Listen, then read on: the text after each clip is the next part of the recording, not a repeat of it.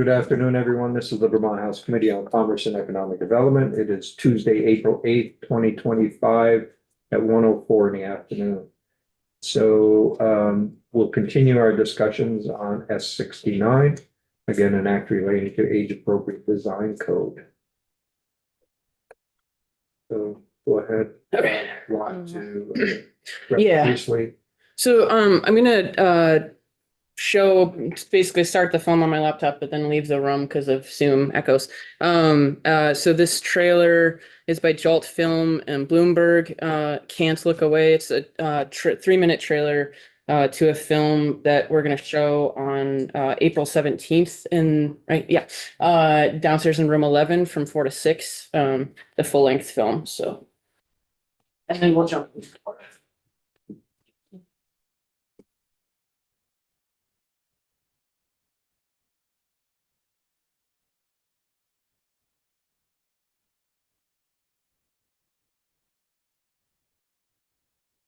Tell me exactly what happened.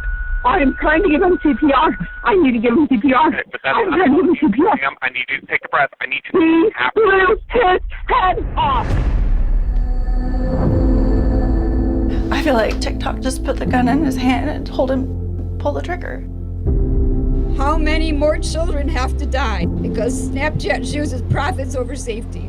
I was stopped 7 times. I don't know of any other kids that OD'd on fentanyl that are still here.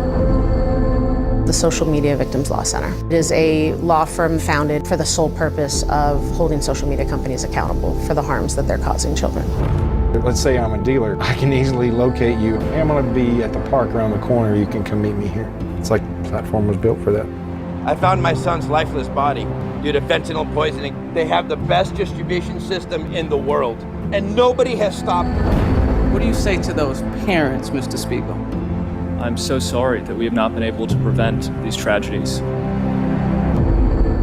For years, because of Section 230, the doors to this courthouse and the entire American legal system was closed to them. These products were specifically designed to be addictive to adolescent brains, and this is known to the defendant. It's just me and Glenn and Laura down here up against the most powerful, richest companies in the world. People say David and Goliath, and I said, it's not Goliath, this is Leviathan. We're gathering evidence that is going to show the judge that Snapchat's full of it. When they say that we don't know how it works, we know how it works. Hi, Michael. We're going to make a difference. This is the first case that's ever been tried this way, based on the design of their algorithm, based on the design of their platform, not the content. My son and his girlfriend had disagreements. Imagine having that sadness and you're searching for help, and what you're getting is suicide content. These companies have been gaslighting us for years. This is all about money. The purpose of all commercial ventures is to create a demand. Our children are the casualties. We need to take back the power from these companies. They created a dangerous situation and then manipulated these kids. They know the levels of addiction, sexual abuse. They know the levels of suicide. They're not showing our kids what they want to see. They're showing you what they can't look away from. We all feel empathy for the plaintiffs and their losses, but plaintiffs have not and indeed cannot assert any legal theory under which SNAP would be held accountable.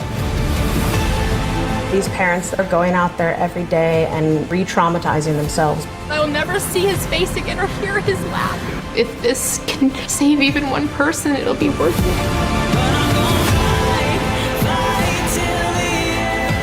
This is the fight I've been training for 30 years. All right, let's go to war.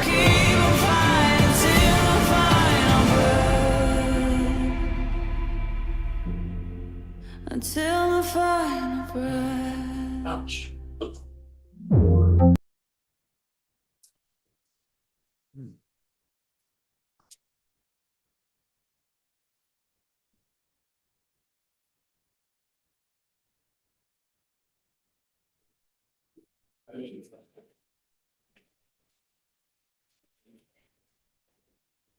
It's great.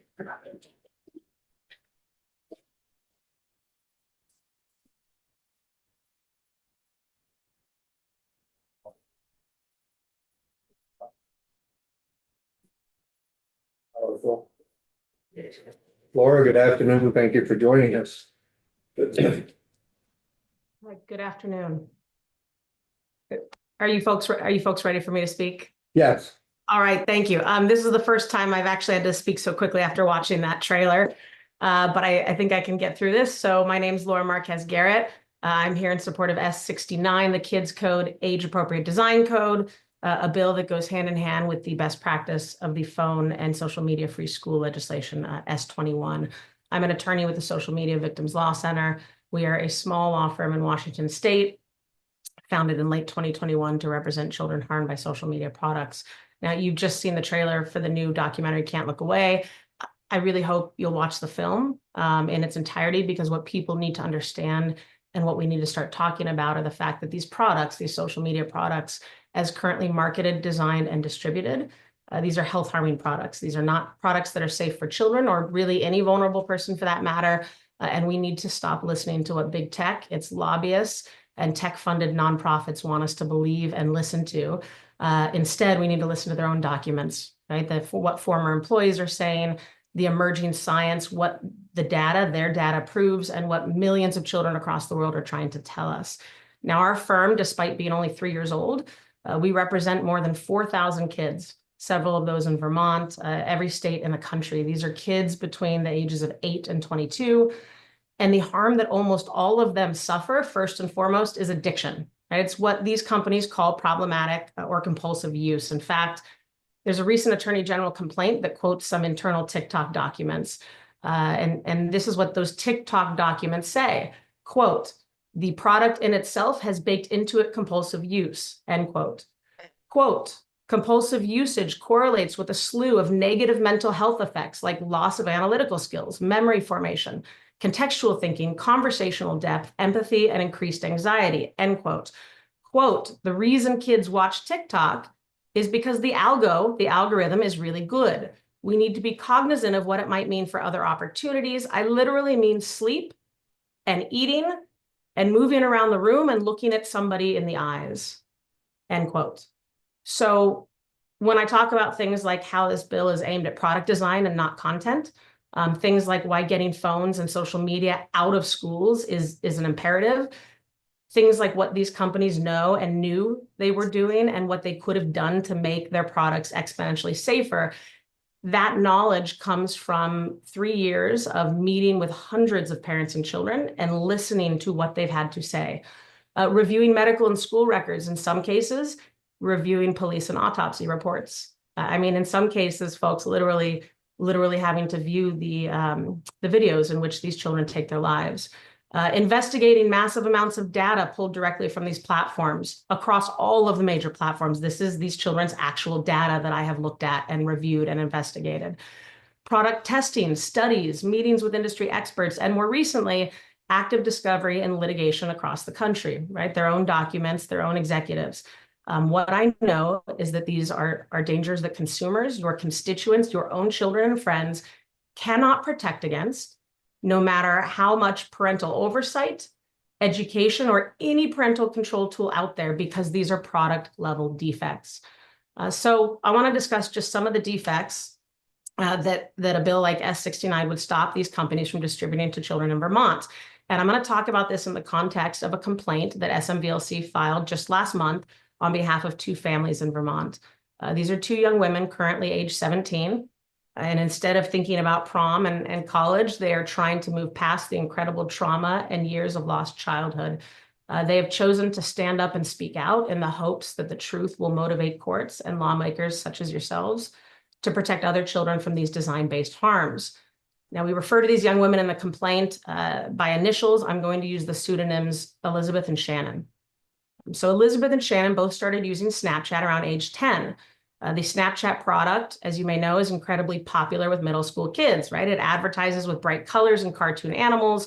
It's known for the silly filters and texting with friends. And it's even rated 12 plus in the Apple and Google app stores. And like many parents, Elizabeth's mother looked it up. It appeared to be fun and safe. It appeared to be appropriate for children. She also talked with her daughter about known dangers, things like, hey, don't send photos of yourself. Don't accept things from strangers.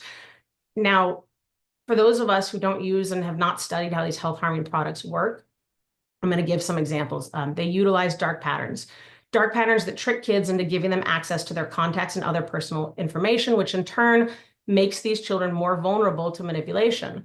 They also tell kids that the people on their platforms are not strangers, right? So when parents are saying, hey, watch out for strangers, here are some actual statements that came from Snapchat when we tested it with a brand new device with no contacts in it. And these are quotes again. Your friends are waiting for you. And that had, of course, the cartoon animals and balloons with it. Interacting with friends is what Snapchat's all about. Add friends. 200 people you may know were online this month.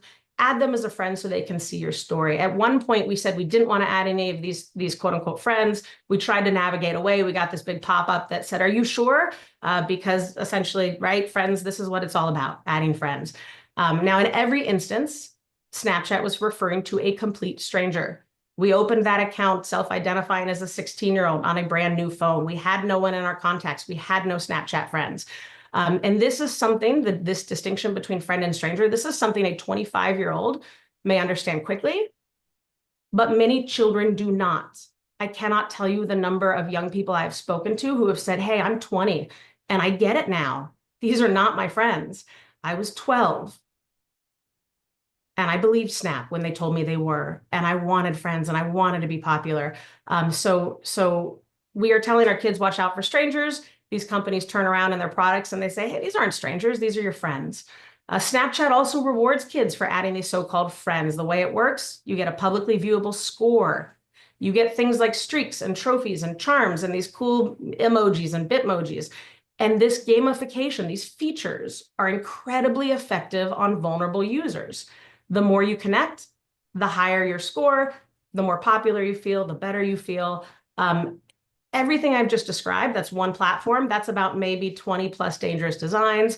But I want to go back to the fundamental harm, right? So I want to focus back on compulsive use. So at age 10, Elizabeth was really into gymnastics. She and Shannon liked hanging out at the local ice cream shop with friends, and their parents used to take them to one of those arcades where you spend a fortune on games and you get tickets and little plastic toys, right? These were happy children. And like millions of kids, after their use began, everything changed. They began having trouble sleeping. They would wake up at night to sneak access. They didn't feel like they could log off. When they tried to log off, they'd get these messages saying, hey, you're missing out on everything. And they felt like they needed and couldn't live without these products. And I want to be clear on this point, which is that this dependency does not require a parent purchase cell phone.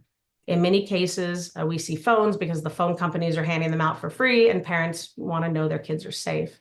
We also see these harms happen because of devices in libraries, devices in schools, including when kids are in class, gaming consoles, smart TVs, tablets with parental controls installed, friends' devices, the phones, any teen can walk into Target and get for $50. So the entire system that we are operating under is set up so that our children can get easy access to these products, no matter what a parent decides. Kids are vulnerable to these designs. Once they start using, even the most well-adjusted child, the ones we work with, we see them start to lose themselves. They start breaking rules and they begin pulling away from the people that are trying to impose reasonable boundaries. These companies have spent billions to make their products work like this.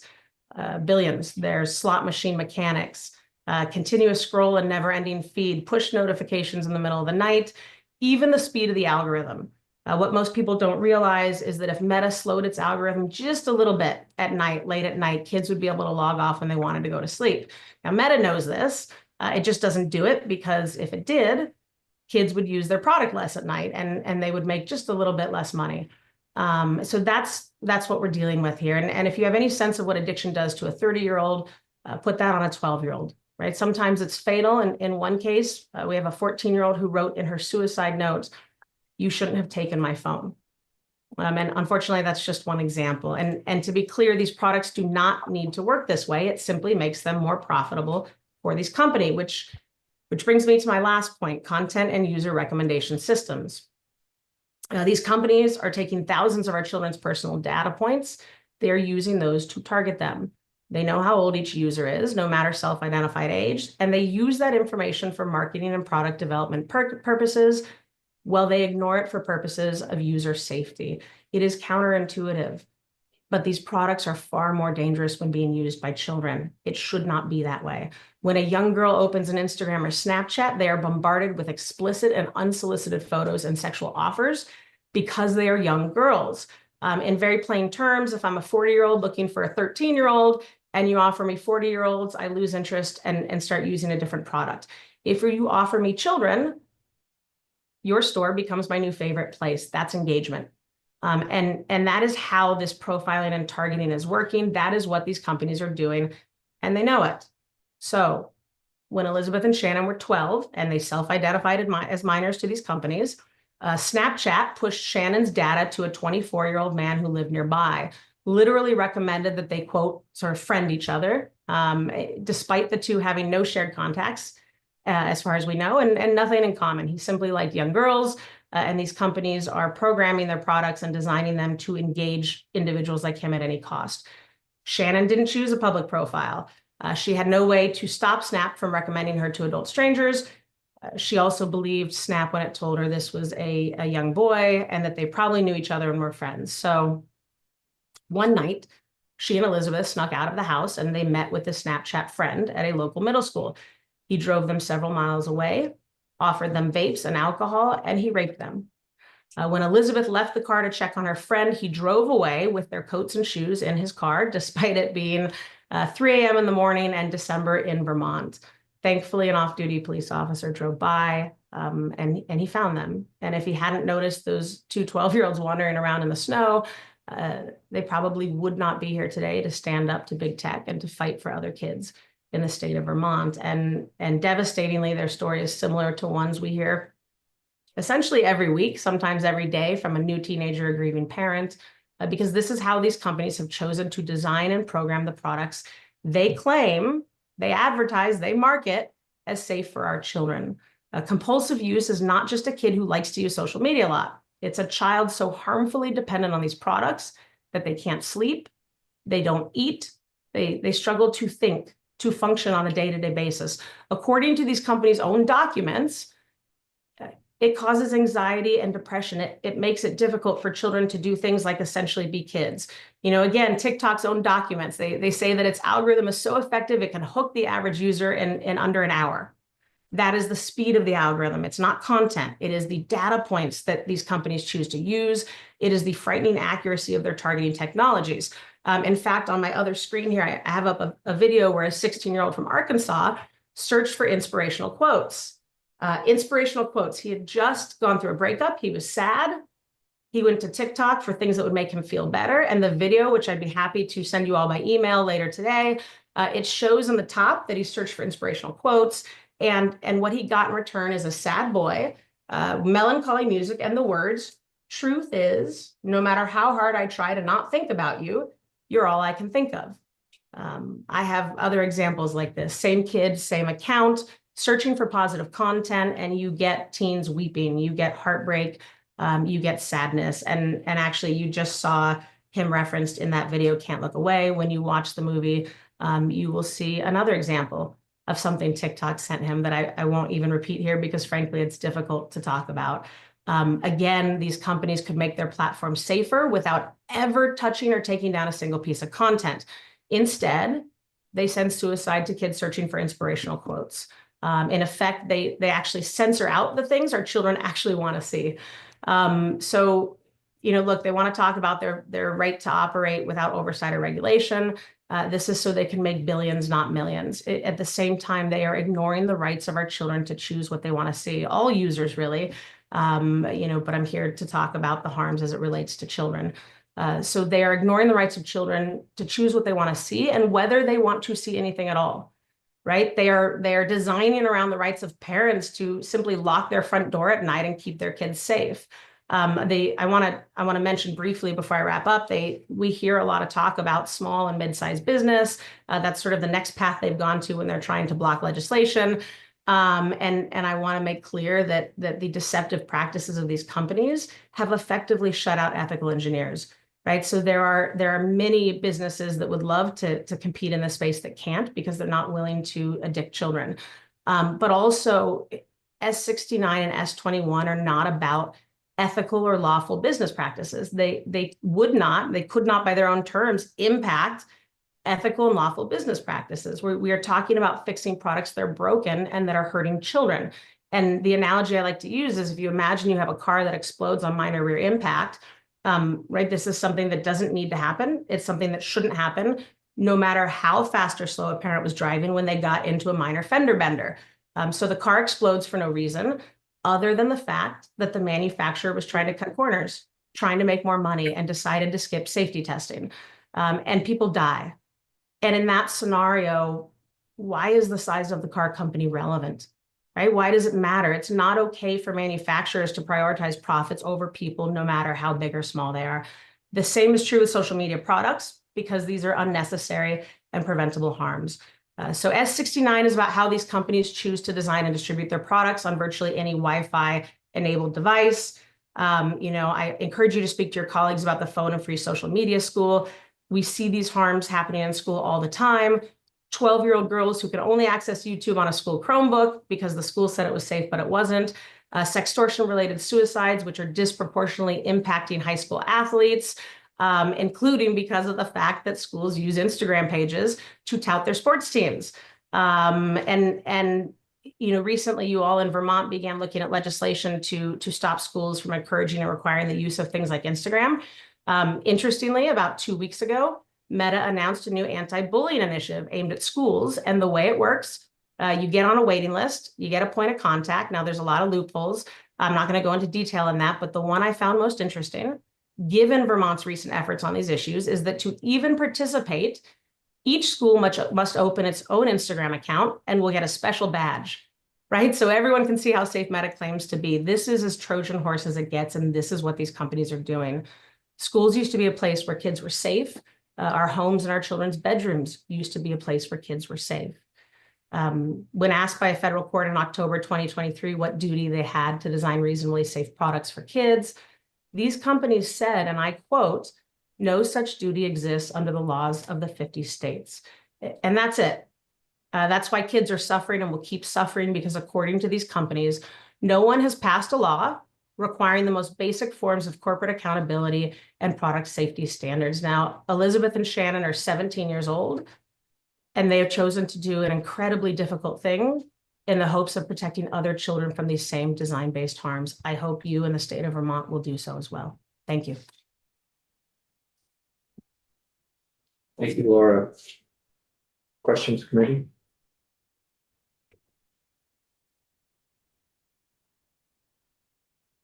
I don't really have a question. I just, as a parent of kids who are now in their 20s, I think said a lot of things that really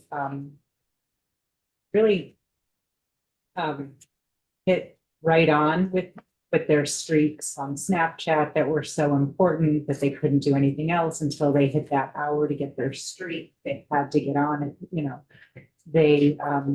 They call it doom scrolling. I know it's the infinite scroll, but now they're in their 20s and they call it doom scrolling because they just couldn't get off the app when they wanted to. So I appreciate your much more coherent testimony than anything that I could say about how this is impacting our kids. So thank you. Laura, thank you so much. And again, thank you to the family that allowed you to share the story with us as well.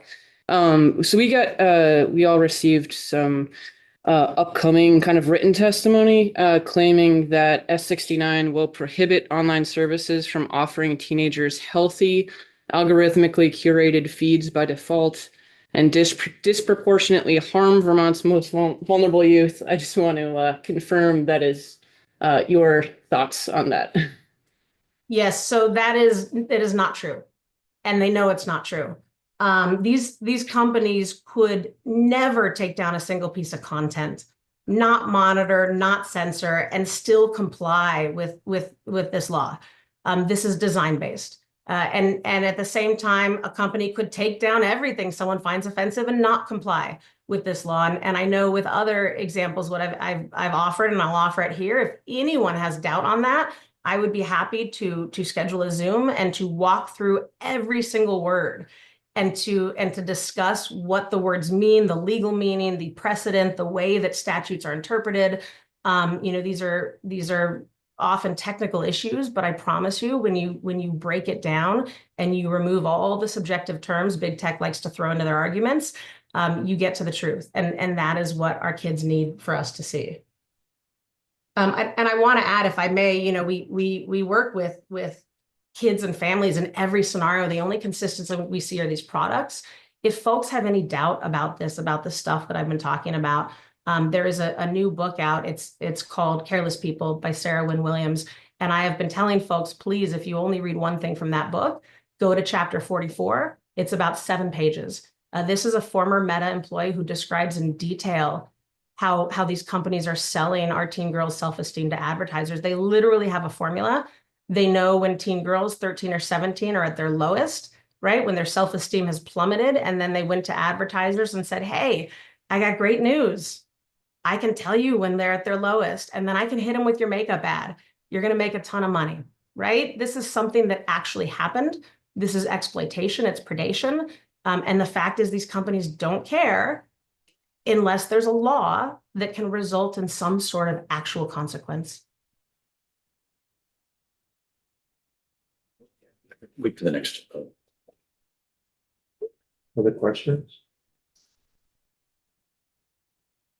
Laura, thank you very much. We Thank you. appreciate your work on this as well. Thank you. Amy? Good afternoon. Yes, good afternoon, members of the committee. My name is Amy Boss. I'm the Director of State and Federal Affairs at NetChoice. We are a trade association dedicated towards free expression and free enterprise online. I do want to thank the committee for reaching out and extending an invitation to testify today. And I appreciate the movie, the screening. I'll be sure to check that out as well. This is a conversation that we've been having with lawmakers around the country. I do want to use my testimony today to talk a little bit about what we're seeing in the court system and hopefully guide lawmakers to pass a constitutionally sound law that can withstand judicial scrutiny. So while we share the bill sponsor's goal of protecting kids online, we respectfully urge opposition to S69. Despite being labeled as a design code, courts have found that similar legislation regulates protected speech by targeting the curation, dissemination, and access to constitutionally protected expression. In 2022, California enacted a law similar to S69. And just last month, the U.S. District Court for the Northern District of California again granted NetChoice's request for a preliminary injunction in its entirety against California's speech code. Accordingly, the state is prohibited from enforcing the law. We want to avoid these problems moving forward. But because Vermont's version of the age-appropriate design code suffers from many of the same flaws, it would likely be subject to legal challenge and struck down in court. At the very least, if the committee is not convinced that its AADC law is unconstitutional, we encourage the legislature to wait until the challenge to California's law fully resolves before enacting similar legislation. By covering any service reasonably likely to be accessed by minors, this bill would regulate most of the internet. The Supreme Court has repeatedly rejected such sweeping attempts to restrict online speech, yet this legislation would force websites to limit speech for all users based on potential minor access. The bill's standards, such as preventing reasonably foreseeable emotional distress, provide no real guidance to businesses, while granting regulators boundless discretion to target speech they dislike. Services will inevitably over-restrict legal speech to avoid liability. Again, just recently, the Ninth Circuit held that material identical provisions in California's law unconstitutionally, and I quote, deputize covered businesses into serving as censors for the state. That is from the court decision. This followed similar decisions nationwide where courts have recognized these laws violate bedrock First Amendment principles. Additionally, I want to talk a little bit about age verification. This bill does not explicitly mandate age verification, but it does create a framework that makes age verification necessary for covered businesses to comply with their obligations. And here's why. One, to implement the required protections for covered minors, businesses must first be able to identify who is a minor and who isn't. The bill includes a section, I believe it's section 2449, focused on age assurance privacy that establishes privacy protections for age verification data, indicating that some form of age verification is expected. The seemingly simple requirement would force websites to collect additional personal information from all users, including adults, thereby creating new privacy risks. Better solutions exist. Parents have robust controls through device settings, browsers, and ISPs that allow granular oversight of minors on online activities. We also support implementing digital literacy education, updating child abuse laws to address AI-generated child sexual abuse material, and we also support legislation providing law enforcement with necessary resources to investigate child abuse reports. Since only 1% of current CSAM reports are investigated due to resource constraints. These tools can achieve the state's goals without unconstitutionally restricting speech. Again, protecting minors online is crucial and a goal our members support. But S69 is an unconstitutional approach that could harm Vermont's free speech rights while failing to effectively serve its purpose. We urge the committee to reject this bill and instead pursue narrowly tailored solutions that don't compromise core constitutional freedoms. Thank you again to the committee for allowing me to testify today, and I'm happy to answer any questions. Michael? You mentioned that this bill is restricting free speech. Can you tell me how? Yes. So as I stated in my testimony, the bill does regulate protected speech by targeting the curation and the dissemination and access to constitutionally protected speech. Courts have found that this isn't so much about design products, but again, is about that speech, and that is from the ruling in California.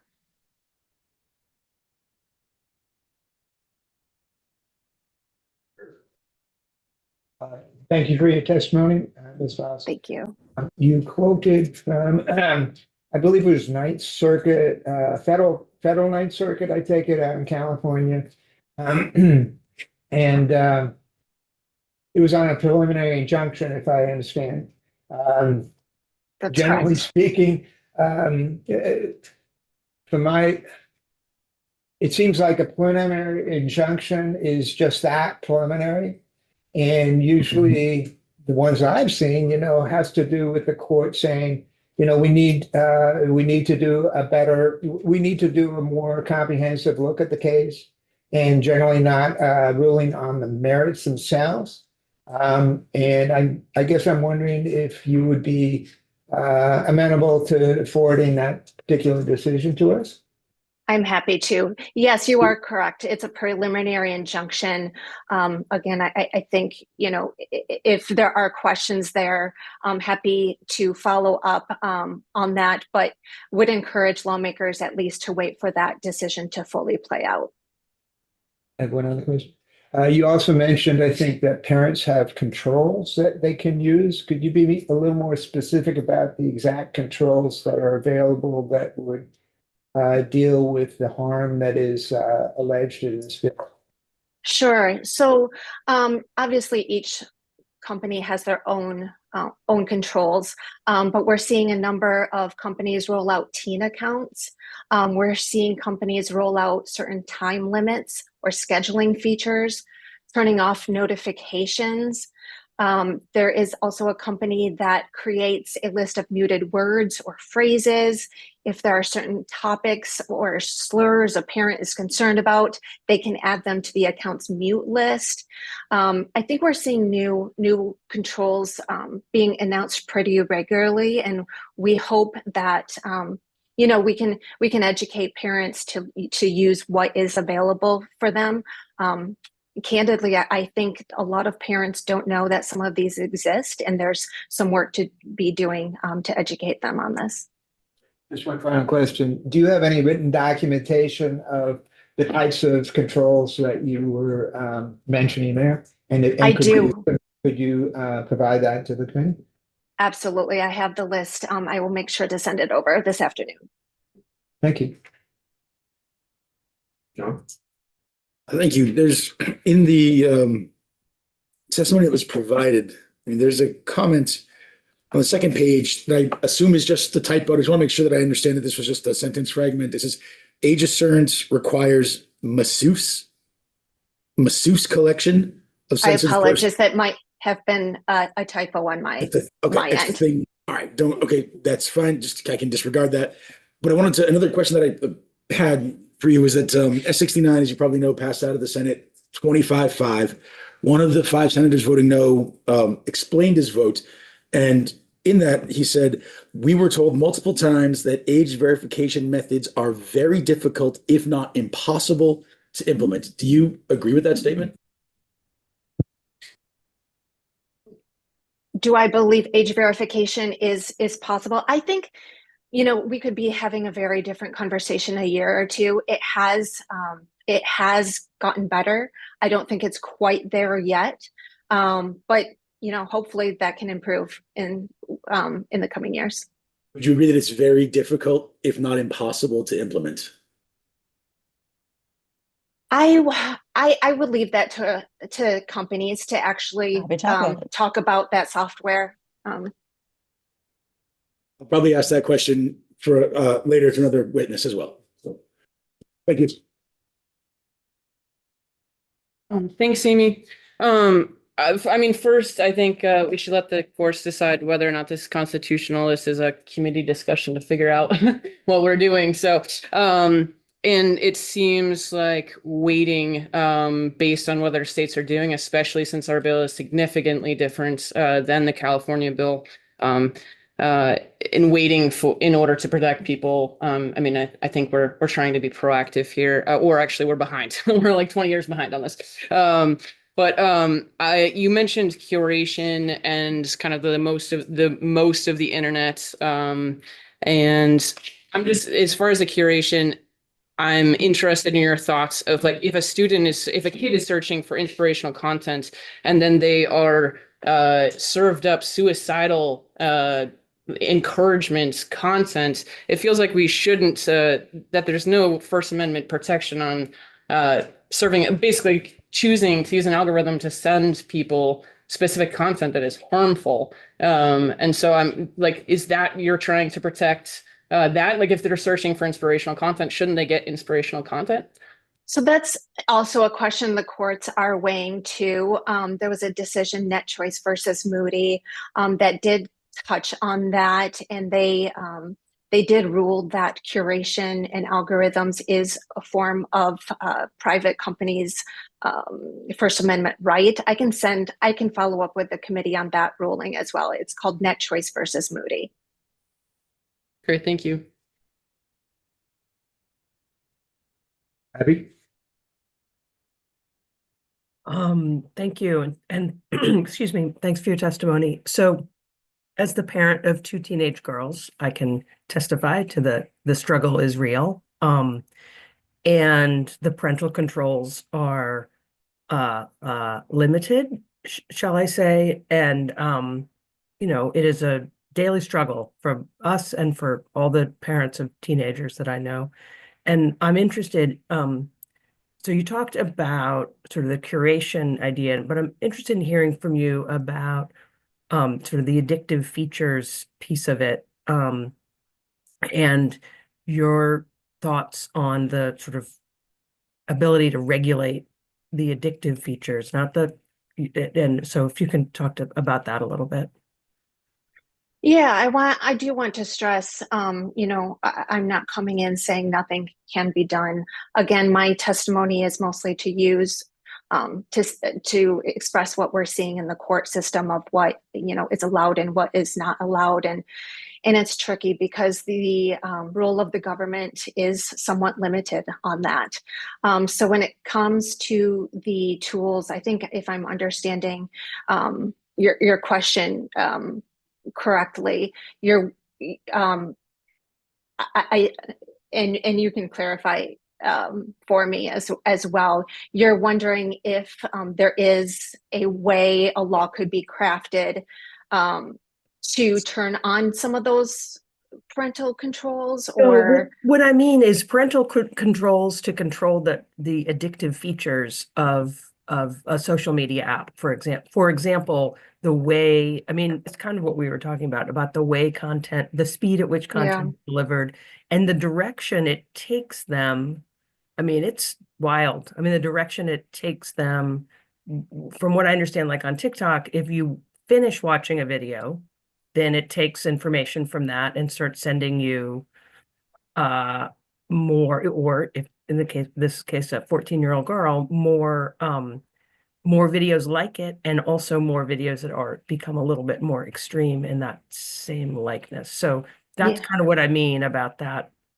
I would fully support, I mean, giving parents the options to turn off those auto plays, certain features like that. Again, where things get tricky is when the government mandates things like that. That's where the courts have been a little hung up.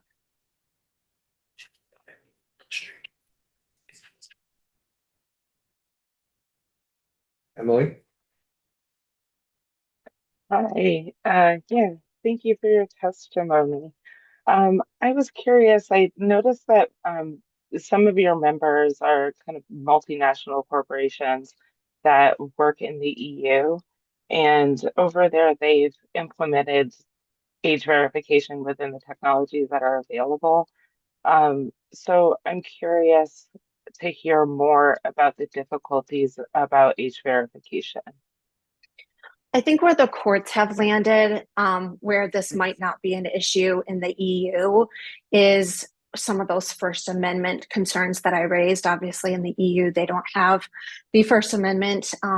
So that is kind of what is, you know, stopping similar laws from being for being implemented here. Thank you for that. And I'm also just sort of curious about the perspective of age gating for things like pornography and where that kind of leans into this conversation. Yeah, I don't believe we've weighed in much on that. A non-lawyer speaking here, I think those might not face the same issues that we have with something like an age-appropriate design code. Thank you.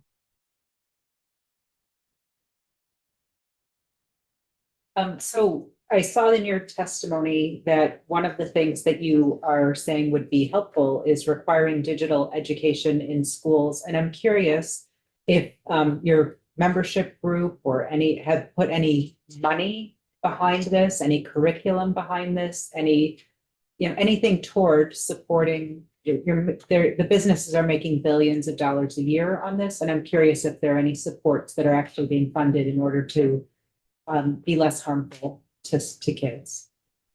Sure. Again, that's probably a question for specific companies who can speak to that. I will say from Net Choice's perspective, we worked with lawmakers specifically in Florida and Virginia. Both states have passed a law requiring digital literacy. And we've talked to lawmakers around the country of passing similar legislation as well. That's something that we've made a concerted effort to educate lawmakers on. And again, I think it's one of the options that is available to them that is constitutionally sound. So an unfunded mandate, that's what you're saying that we should do? In Virginia and Florida, they used, I believe, their Department of Education general fund. I can double check on that. Thank you. Amy, thank you. Yeah, I just find it interesting that some of these harms are being caused by the very companies that you represent, and still they want taxpayer dollars to fund this education of our young people as to the dangers of what they see online.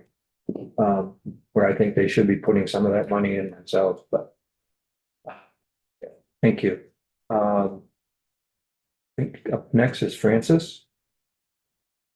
Hello, Good can you hear afternoon. me? All Yes. good? Perfect. So I want to signal boost something that Laura said, which was the reality is we only get safety features from these companies when laws are passed or when they're afraid that laws are passed. So I want to roll back in time for you guys. And this drives me absolutely Looney Tunes. You know, they Meta particularly loves to talk about all the safety features they have. Or even she mentioned some of them, the parental controls and such. People have been asking for those all the way back since like 2012, maybe earlier in 2012, because there were kids on Facebook before they were on Instagram. And they just never got created, even very, very simple things. And in the summer of 2021, this is before I even came forward as a whistleblower, a whole bunch of features launched on a single day. That's things like having any kind of parental oversight. That's like making kids' accounts private by default. That's just I can go find the list, but something for a while, it was almost like 2/3 of all the safety features for kids. And these are lists that Meta would put out being like, look how great we are. We have all these safety features for kids. Something like 2/3 of all those features launched on a single day. And it was the day that the age appropriate design code went into effect in the UK. Right? Think about that for a second. These features were not rocket science, like making kids defaults private by default, not rocket science, makes the company grow slower, forces them to acknowledge maybe kids shouldn't be super public on the internet unsupervised. Not rocket science though. And the thing that made them do these things was that they had consequences on the line. There was skin in the game. And so they launched them. We saw this again last fall when Australia was talking publicly about making waves, saying, let's limit social media access for under 16-year-olds. You know, The Anxious Generation by Jonathan Haidt had come out. I had done a bunch of public speaking down there.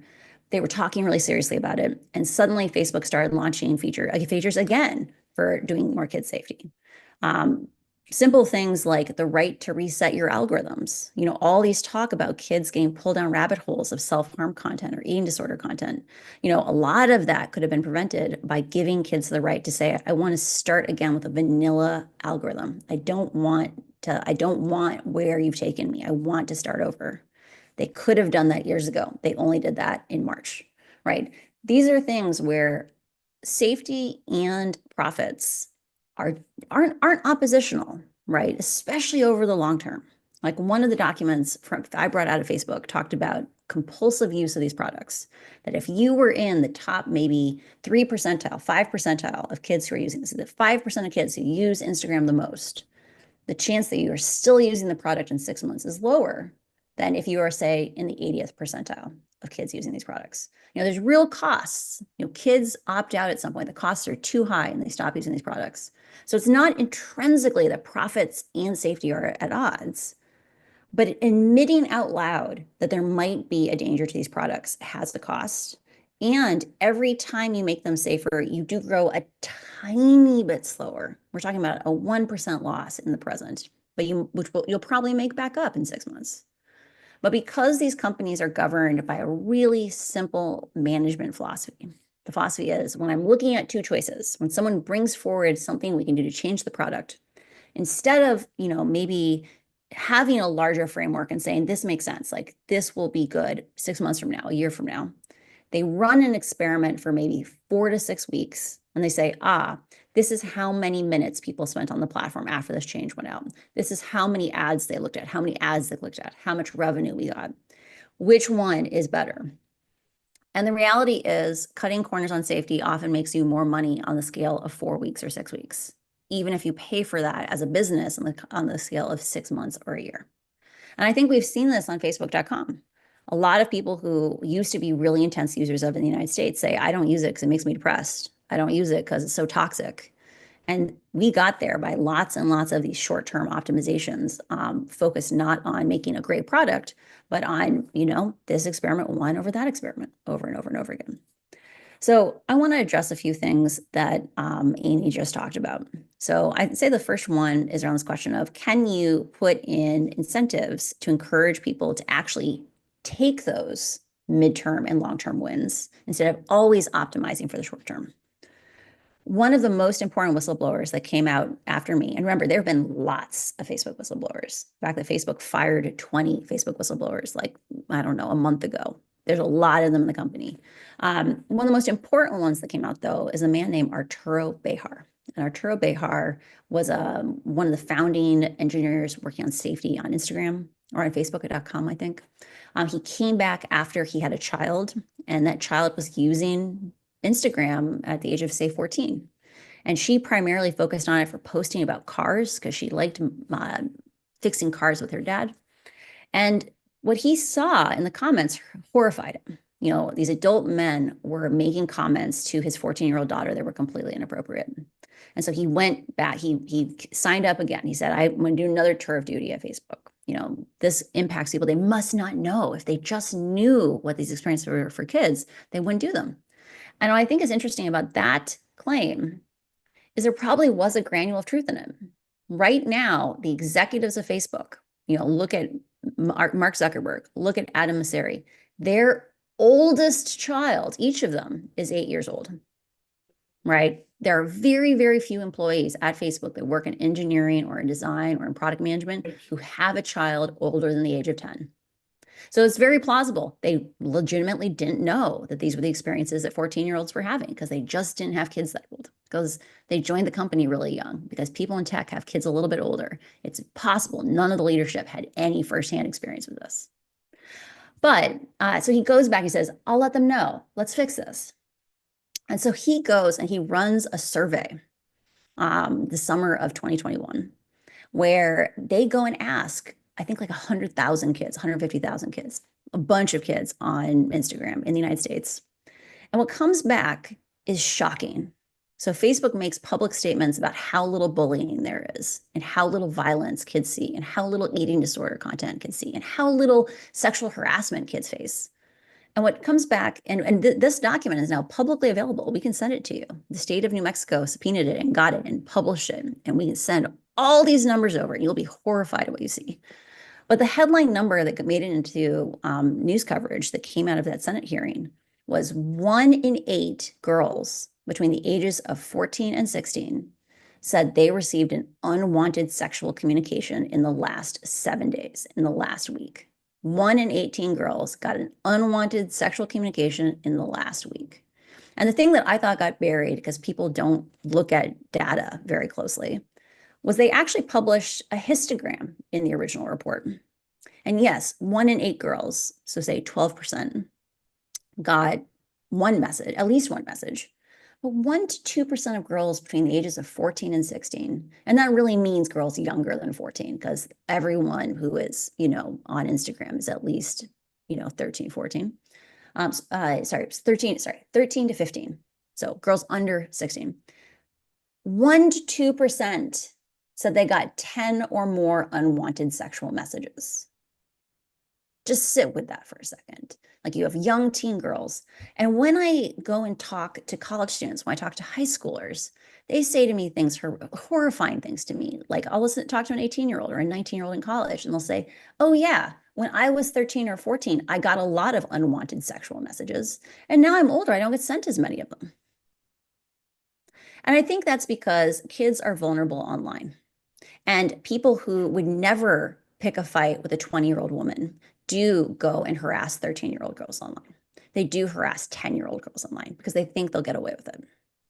And so when we ask these questions around what should be the experiences of young people on these platforms, or what rights they deserve, or what duties these companies should be under, we should be out there following the advice of Arturo Bejar and actually asking kids what their experience is. And so I want to give you an extra plank you can maybe put in your bill, so that if they do hypothetically strike down the design parts of your bill, this part of the bill, I don't see how it could possibly not be constitutional. which is I want you to encourage platforms or require platforms to go and poll their young users. And I'll write this up for you. Go poll their young users and ask 5 questions, and say, we're going to publish this data because parents should know, do more girls get unwanted sexual messages on Snapchat or more unwanted sexual messages on Instagram? That's why schools can then decide our school community is going to focus on this platform versus that platform because they're meaningfully different.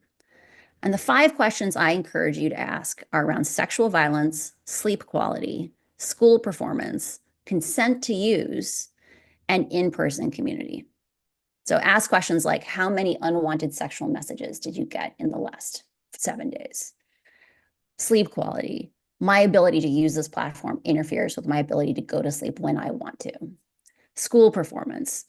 Using this platform interferes with my performance at school. Consent. I can stop using this platform when I want to. And in-person community. My usage of this platform helps me connect in person with my family and friends.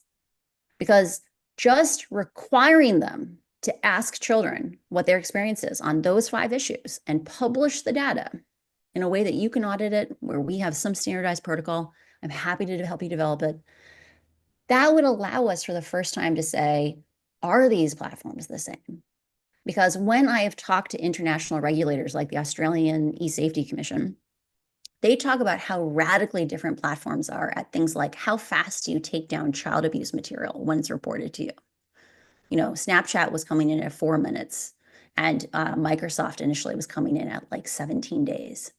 And like they literally came back to Microsoft and were like, is that really your final answer? And they were like, okay, 4 days. And it turned out that that answer had some caveats, that they would go through rounds of appeals and different things. But the point though is there's meaningful differences. I guarantee you Instagram probably comes in at hours, right? These are different platforms. They have different experiences and consumers have the right to know. Just like we require publishing statistics on performance for cars, we should be requiring that on platforms. Because the reason why these platforms don't use the safety interventions they know they could do, things that are about design, not about censoring content. And I'll give you an example on that. In the case of bullying, how do you know that someone has been bullied? Like, how do you keep bullying off a platform? Like, how is that possible? So one of the things Arturo suggested was, he said, we ran an experiment at Facebook like 10 years ago where, yes, it is hard to say definitively this content is bullying or that content is bullying because computers are bad at that. But you can say like, there's a higher chance that this content is bullying. And you can show a warning to someone before they post it and say, hey, I'm a dumb computer. But, sometimes, when we've asked people, does this content hurt your feelings? People say more often content like what you posted hurts their feelings. Do you want to still post it? And people still get the final say. It's people in the driver's seat, not computers. But what they found was about 50% of kids didn't post what they wrote at that point. There's a lot of these things where we can come in there and give a little bit of feedback, a little bit of signal to people to help people change their behaviors. You don't have to go in there and control exactly what is said. You can just make a system a little bit more like face-to-face communication. So if I say something really mean to you and you get sad, that changes how I behave in the future. So I want to emphasize, you guys have the ability to meaningfully change how these systems work, change the incentives, make it possible for them to use the tools they have, because we can have safer systems for these kids and our kids deserve to be safe online. Thank you. You had suggested possible language for the a report. Would you mind forwarding that to us? Yeah, I can write that for you. Thank you. We're planning on trying to ask advertisers to begin asking for these metrics and having advertisers make affirmative statements saying, we're going to start allocating 10% of our advertising spend to companies that will be transparent this way. Because even small amounts of shifts in where advertising funding goes allows new options to emerge and allows people to make affirmative choices about how they use the internet. Princess, thank you very much. I think you may have heard a question I asked, or last witness someone's asked of you, that someone had said that we were told multiple times, that age verification methods are very difficult, if not impossible to implement. And that was a comment from someone who voted no on the Senate version of this bill. But before you answer it, I assume you weren't just hired by Meta to be a whistleblower. Can I hear a little bit about your background and your time at the company and areas of expertise? So I hold a little over 30 patents, largely around technology in social media platforms and in search quality. I worked on most of my career has been focused either working on search engines or on the algorithmic systems that power social media systems. And that's because they're actually very similar. And I wrote a book called The Power of One that talks about the evolution of just the whole tech community in terms of how we went from search engines, which can be human reviewed, to social media recommender systems or like Netflix recommender systems, which lead us to these metric-based problems. So you can go read my book. I think it's a great education on, you can read the last third and we'll focus on Facebook if you want. But I got hired by Facebook because I had worked on 3 social media platforms up to that point, which is probably more than all but a small handful, maybe under 10 people probably in Silicon Valley, because most people work on like one social media platform and then don't do it again. But I love social software. I love connecting with people. And so I worked on Google+, Yelp, Pinterest, where I ran the algorithms that chose what content people see, which is where I gained a bulk of my expertise. And then I went to Facebook, where I worked on basically how misinformation causes ethnic violence in some of the most fragile places in the world. So like not in the United States, places like African countries or Southeast Asia. And then I worked on counter espionage for like the last 8 months I was there within their threat intelligence org. And age verification thoughts on being... Oh, sorry. Yes. So I think we should take a step back. When we say age verification is hard, age verification has similar challenges to why computers don't do content moderation well, right? There's this question of like, can any given AI system accurately predict someone's age? And I think the way you want to write your law is to say you need to have a plan for using a basket of technologies. So any individual approach. So I'll give you a couple examples of ways you can find people's ages. So one is just have them take a video selfie, move around on their phone. Doesn't even have to be sent to the cloud. You know, their privacy can be protected. It can all happen just on their phone. That system, as of 2 or 3 years ago, NIST, which is our National Standards Board, said, you know, that system was 97% accurate at identifying under 16-year-olds, right? Like we have technologies that are good to a certain point, but what someone like Amy would probably come back and say is, well, what about that other 3%? Like if someone had a right to access that content who was say 21 and they get mislabeled as being 16, what about that? The best way to use these technologies is to fence in depth. Instead of saying, okay, just that video selfie, we can then layer on things like, we see what content you interact with. The reason they can target you with ads is because they look at all the content you interact with and build profiles on you. You know, you can adjust that video selfie and say, we're actually not going to catch all the kids immediately. Like our written plan says, we're going to catch 80% of the kids on day 1. And in the next 2 weeks, because we see who they interact with, what content they engage with, we can get the other 20%. It's things like biometrics. Like literally a 13-year-old moves their hands in different ways than a 60-year-old. That's actually one of the terrifying things that you probably don't know about your phone. Your phone can probably guess how old you are just by how you move your hands. It's things like, where do you show up every day? Most people don't turn off their GPSs. If you show up to a middle school every day and you have all these other markers, you're probably under the age of 13. It's things like, how fast do you type? I watched an interview about Roblox and labor violations. Like Roblox is a multi-billion-dollar company built on child labor, and I can send you a documentary on that. And the journalist was interviewing a kid who openly admits his schoolwork has suffered because he spends so much time on his business writing software for Roblox. And she asked, you know, you love this platform so much. Is there anything you don't like about it? And he said, I hate it when creepy adults talk to me. And I was taken back by this because I was like, isn't everyone in Roblox like an animation? Like, how would you know they're a creepy adult? And very clearly, this journalist had the exact same thought I did because she went, how do you know they're a creepy adult? And the kid said, they type so fast, right? It's these things where we take for granted that we are constantly bleeding data. And if all you had on the phone, I'm not even saying send it to the cloud, you can have it just be on their phone, protect their privacy. If you had a thing that looked at how fast they type and how well they spell and what their face looks like and where they show up, if they have their GPS turned on, because the vast majority never turn it off, you would catch almost all the kids. And any of those individual technologies, I agree with Amy, any of those individual ones is not going to be perfect. But you should have to disclose what your plan is and how you're going to evaluate for the quality of your plan. Thank you so much, Francis. My pleasure. And So feel I free to just, reach out. I'm very happy to help at any point in your process, because we desperately do need, as Laura pointed out, to have some duties for companies to comply with. thank you. Your assistant has been super responsive and super appreciate it. My pleasure. Just a question, so going around kind of the age verification or assurance or estimation, just any of the kind of systems in play there. And you mentioned the targeted advertising, and that's something like during our data privacy bill last year, over and over and over, everybody's like, we can hyper focus ads. And then when it came to the kids, they were like, we can't figure out how old people are. And we're like, how does that reconcile? But I just a little bit on that is like, if companies are trying to tell us they need more data to collect in order to do the verification, like in your experience, the amount of data they already have, is that most likely sufficient to infer a general age range of how old somebody is, like on a platform? So I think looking just at who they are, so let's just walk back.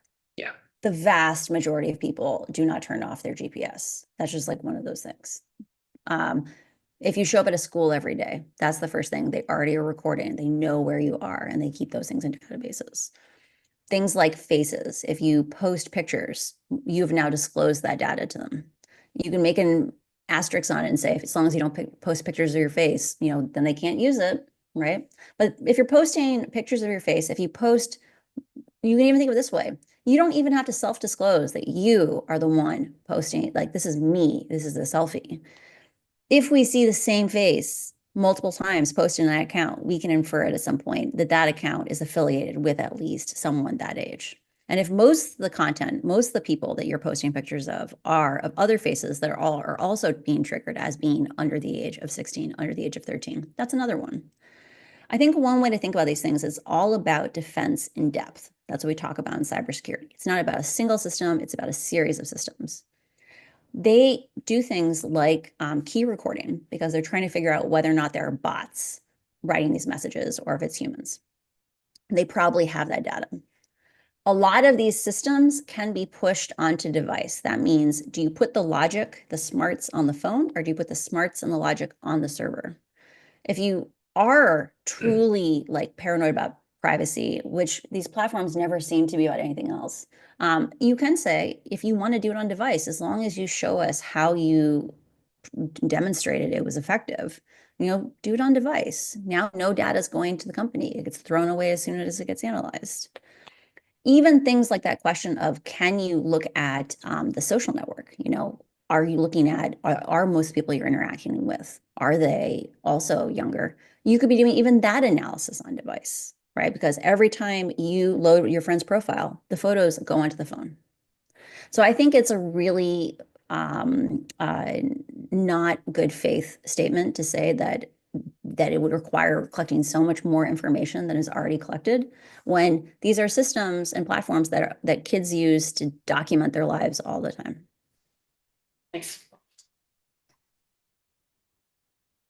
Other questions? Francis, thank you very much.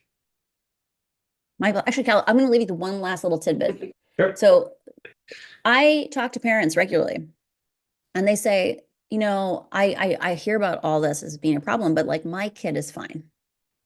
And the thing I want to leave you with is, when I coached debate back in college, so I coached debate for 4 years.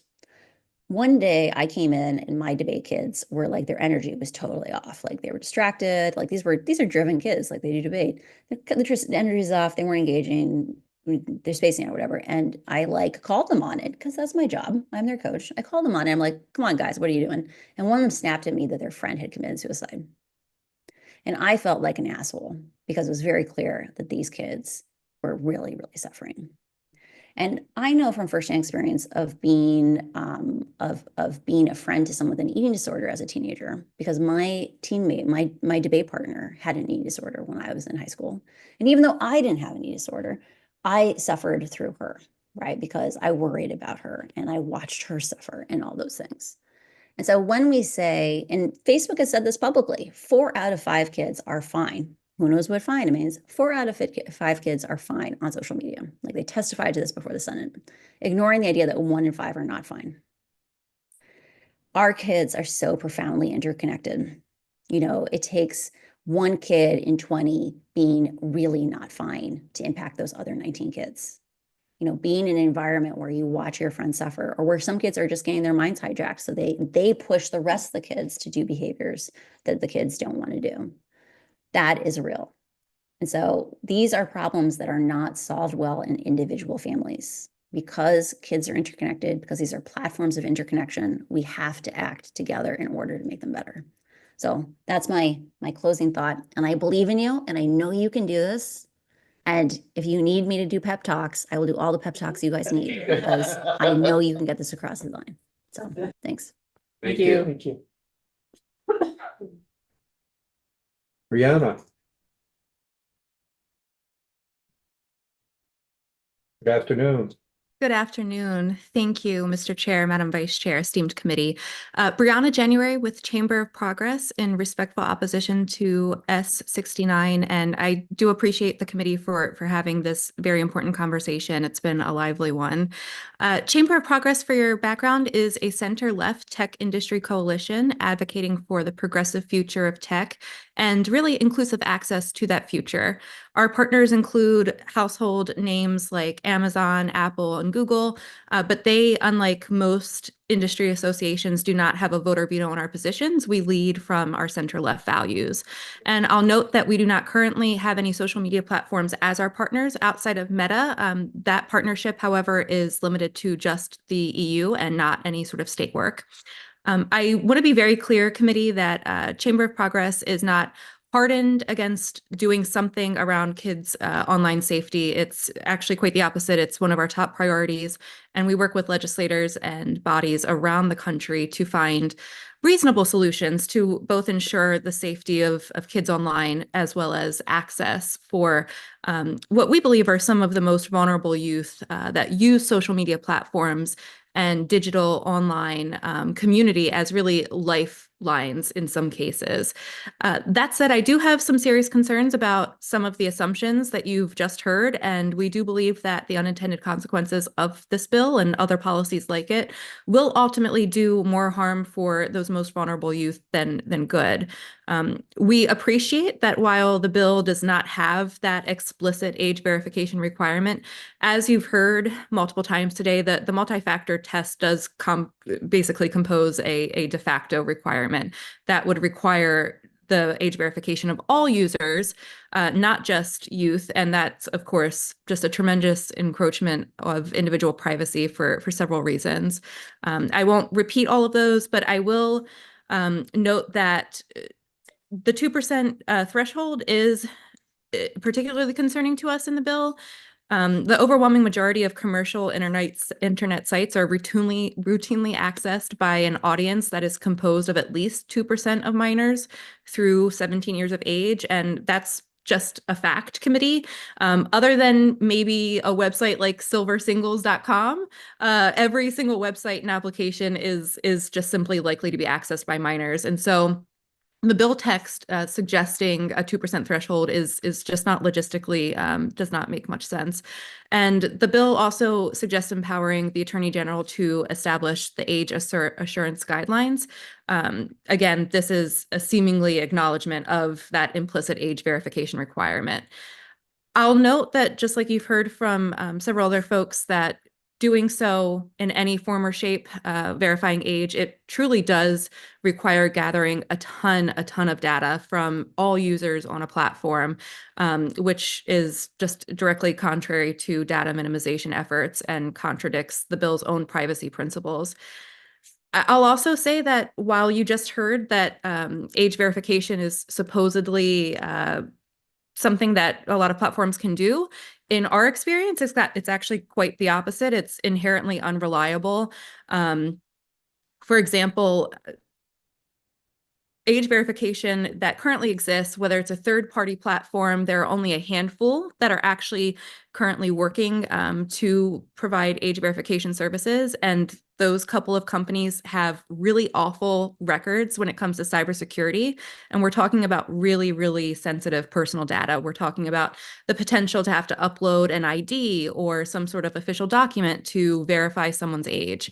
But we're also talking about the possibility instead of using something like biometrics, like the previous witness mentioned. However, facial biometrics is still an emerging technology. There have been lots of studies that actually shows that it's extremely flawed and biased. Tools that are used for facial biometrics are really just consistently found to underestimate the age of certain users, such as those that are of lighter skin tones, Asians and white folks, for example. However, they overestimate the age of Black and brown users pretty consistently. And so this seems like it would create an unfair bias should the committee decide to move in a direction of requiring something like biometric data instead.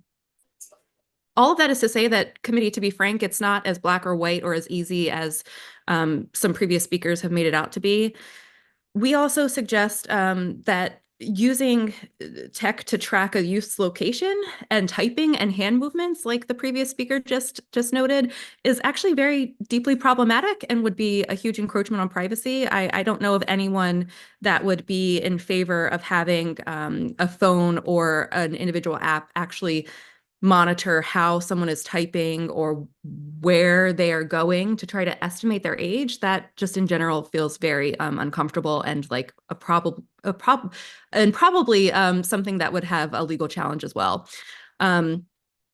Lastly, I will comment again on age verification. A previous witness mentioned using something like targeted ad information instead. I would just caution the committee that we're talking about apples and oranges here. It's relatively low risk for an advertiser to get age verification wrong.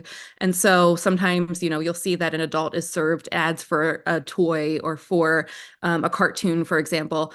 There's a lot of flexibility in those age estimates. And again, the risk there is pretty low stakes.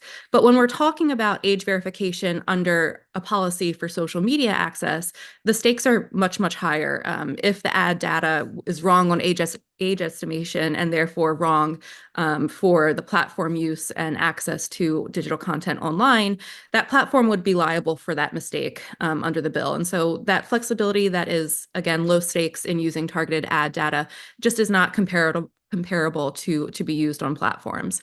All of this is to say that the bill's provisions will ultimately compel companies to either gather large amounts of personal information from all users or force adult Vermonters into the decision of whether or not, if they don't want to turn over that private sensitive data, to forego having access altogether to those platforms and to digital content and community. I know that I myself, as a millennial that grew up with Facebook and social media as an adult today, I don't know that I'd be comfortable turning over private information just to be able to keep up with high school acquaintances on Facebook. I'd probably forgo that service altogether, to be frank. We do also have concerns ultimately about, as I mentioned at the beginning, where this sort of policy lands for what we consider to be most vulnerable youth. It's no secret that LGBTQ youth often turn to online platforms, to social media for resources, especially if they're in unsupportive households. They turn to social media for community. They turn to social media for lifelines. There's a reason why one of the largest, well, I should say the largest LGBTQ anti-suicide advocacy organization in the country consistently opposes these bills around the country. And that's because they're worried about that impact on LGBTQ youth and having access to online content and services that are often quite literally a lifeline. I'd also just note that we see the same thing happen with undocumented youth and immigrant youth that use social media as a way to connect to tradition, family, friends, community back home.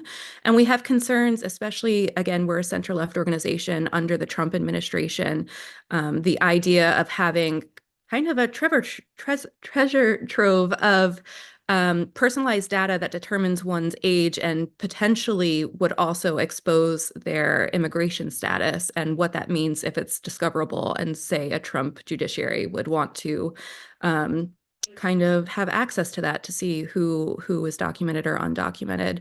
Essentially, what I'm getting at here is that these sort of policies set up several situations in which there's a huge amount of extremely sensitive and private information that can be discoverable, whether it's through cybersecurity issues or whether it's through a combative judicial system or administration, for example. And we're seeing that exact consideration play out in New York right now, where the Attorney General's office is struggling with that fact that there's a large undocumented population, and what their bill that they passed last year might mean for that population, because that private information would be easily available to, again, be discoverable. I just really encourage the body to consider those vulnerable folks in your community that really do use online services and digital community as a form of resource and education and information. Lastly, I will just reiterate what some folks have said, that while several states have passed bills like this, pretty much all of them have either had them challenged and or completely struck down in the judicial system. Just in the last month and a half alone, we've seen laws completely taken off the books in Texas, Arkansas, California. Maryland passed their law last year. It was just challenged last month. Vermonters deserve to have their taxpayer dollars go towards programs like digital literacy curriculum and like supporting mental health resources for schools, for families, for communities, more so than defending what's ultimately going to be found to be unconstitutional in court. Lastly, I will just comment, and I promise it is my last comment. Someone asked earlier if any platforms or companies have resources around digital literacy. And I know that our partner Google has actual digital literacy curriculum that they work with states around the country and departments of education to help implement. I personally feel like digital literacy should be the next civics 101 education in our K through 12 public schools. Not that we've gotten that completely right, but misinformation, disinformation, how to be safe online and access community and resources online should be part of that curriculum. And we'd be happy to help share those resources and tools. All of that is to say that I just encourage this body to take a real step back and look at the unintended consequences that we know are not intended by these sort of policies, but ultimately down the line could have impacts on Vermont's most vulnerable youth in particular. Thank you for the time. And thank you so much. So I think at least I fully understand the challenges that have happened in other courts on other bills. That's why there was a lot of time spent following all of those court cases and then tailoring this bill to make sure that we were, accounting for that. So this bill is much different, as we shared before. In your testimony, you wrote the bill does not have an explicit age verification requirement, which was on purpose, and I'm glad that's recognized. In part of the data privacy research and everything, you can say that platforms don't want to, although I disagree with that, but collect any given data points. I mean, the list of thousands of data points at any given time that our apps are collecting on us, from like, is it sunny outside? Are we in a coffee shop? Is there background noise? Is the phone tilted up? Is it in front of our face? Is it in our pocket? Is there people near us? What other phones are next to us? Like, all of the thousands of data points that those are collecting all the time on us. I find it hard to believe that the platforms don't have enough information in order to infer age. I just wanted to ask if you knew, I was reading an article that Snapchat won back in alcohol advertiser business in 2018 by representing that they could use signaling to ascertain age irrespective of self-identified age. And it sounds like Meta and Google used the same tech in order to, win those advertising back so that they could prove that they weren't necessarily sent, like they knew how old somebody was in order to serve up the alcohol ads. I'm just curious if you came across that at all. Yeah, thank you for pointing that out. Again, I think that we're talking a bit about apples and oranges here. It's, again, a little bit lower risk if an advertiser mistakenly gets someone's age wrong by a couple of years and, for example, serves ads around baby products to an adult that doesn't have a baby, or toys to an adult that doesn't have need for toys, right? Like, that's an age verification issue in advertising. That's low stakes, whatever. You just keep scrolling, you move on. We're talking about age verification for literal access to online content and community, which is much higher stakes. And we're also talking about really putting these platforms in a position that would hold them liable for a mistake that was not their fault if we're using advertisement age verification data. That said, I do believe that there is a role for these platforms themselves to play in discussing what they are able to do currently and how they are able to estimate age or not now. I know that our partner, Google, has provided a lot of that information. They do a lot of different things around parental consent, around being able to turn off certain features, all of that good stuff. I'm not sure what Snap in particular is doing. They're not one of our partners. However, again, the issue for us really is that it's an apples and oranges and not a high stakes versus low stakes versus it being one-to-one.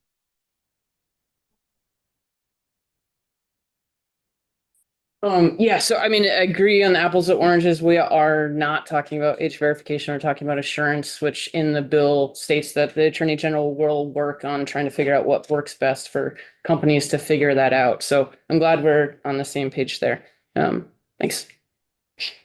Yep, the concern again is that that is de facto age verification, unfortunately. Emily? Yeah, hi. Thank you so much for your testimony.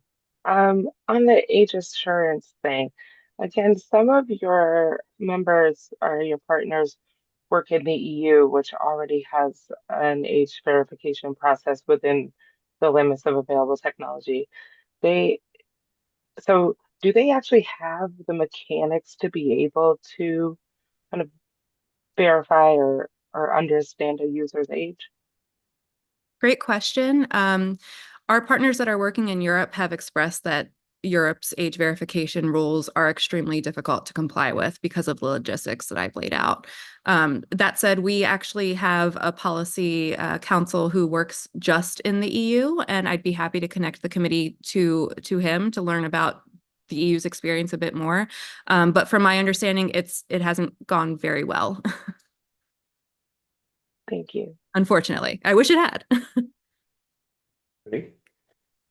Yeah, so given the testimony, Brianna, I'm just wondering, raising the issues with basically any form of age estimation or verification or anything, is it that a Chamber of Progress's position that policymakers essentially can't do anything to protect kids online? Not at all. Quite the opposite. We strongly believe that there are a lot of things that we can do to beef up, whether it's resources directly in schools and communities. Again, I truly do believe that digital literacy is the next civics education that needs to be part of our curriculum in K through 12. And I understand the complications. I used to represent local government. I understand the complications between state and local government and trying to mandate a curriculum of sorts, if you will.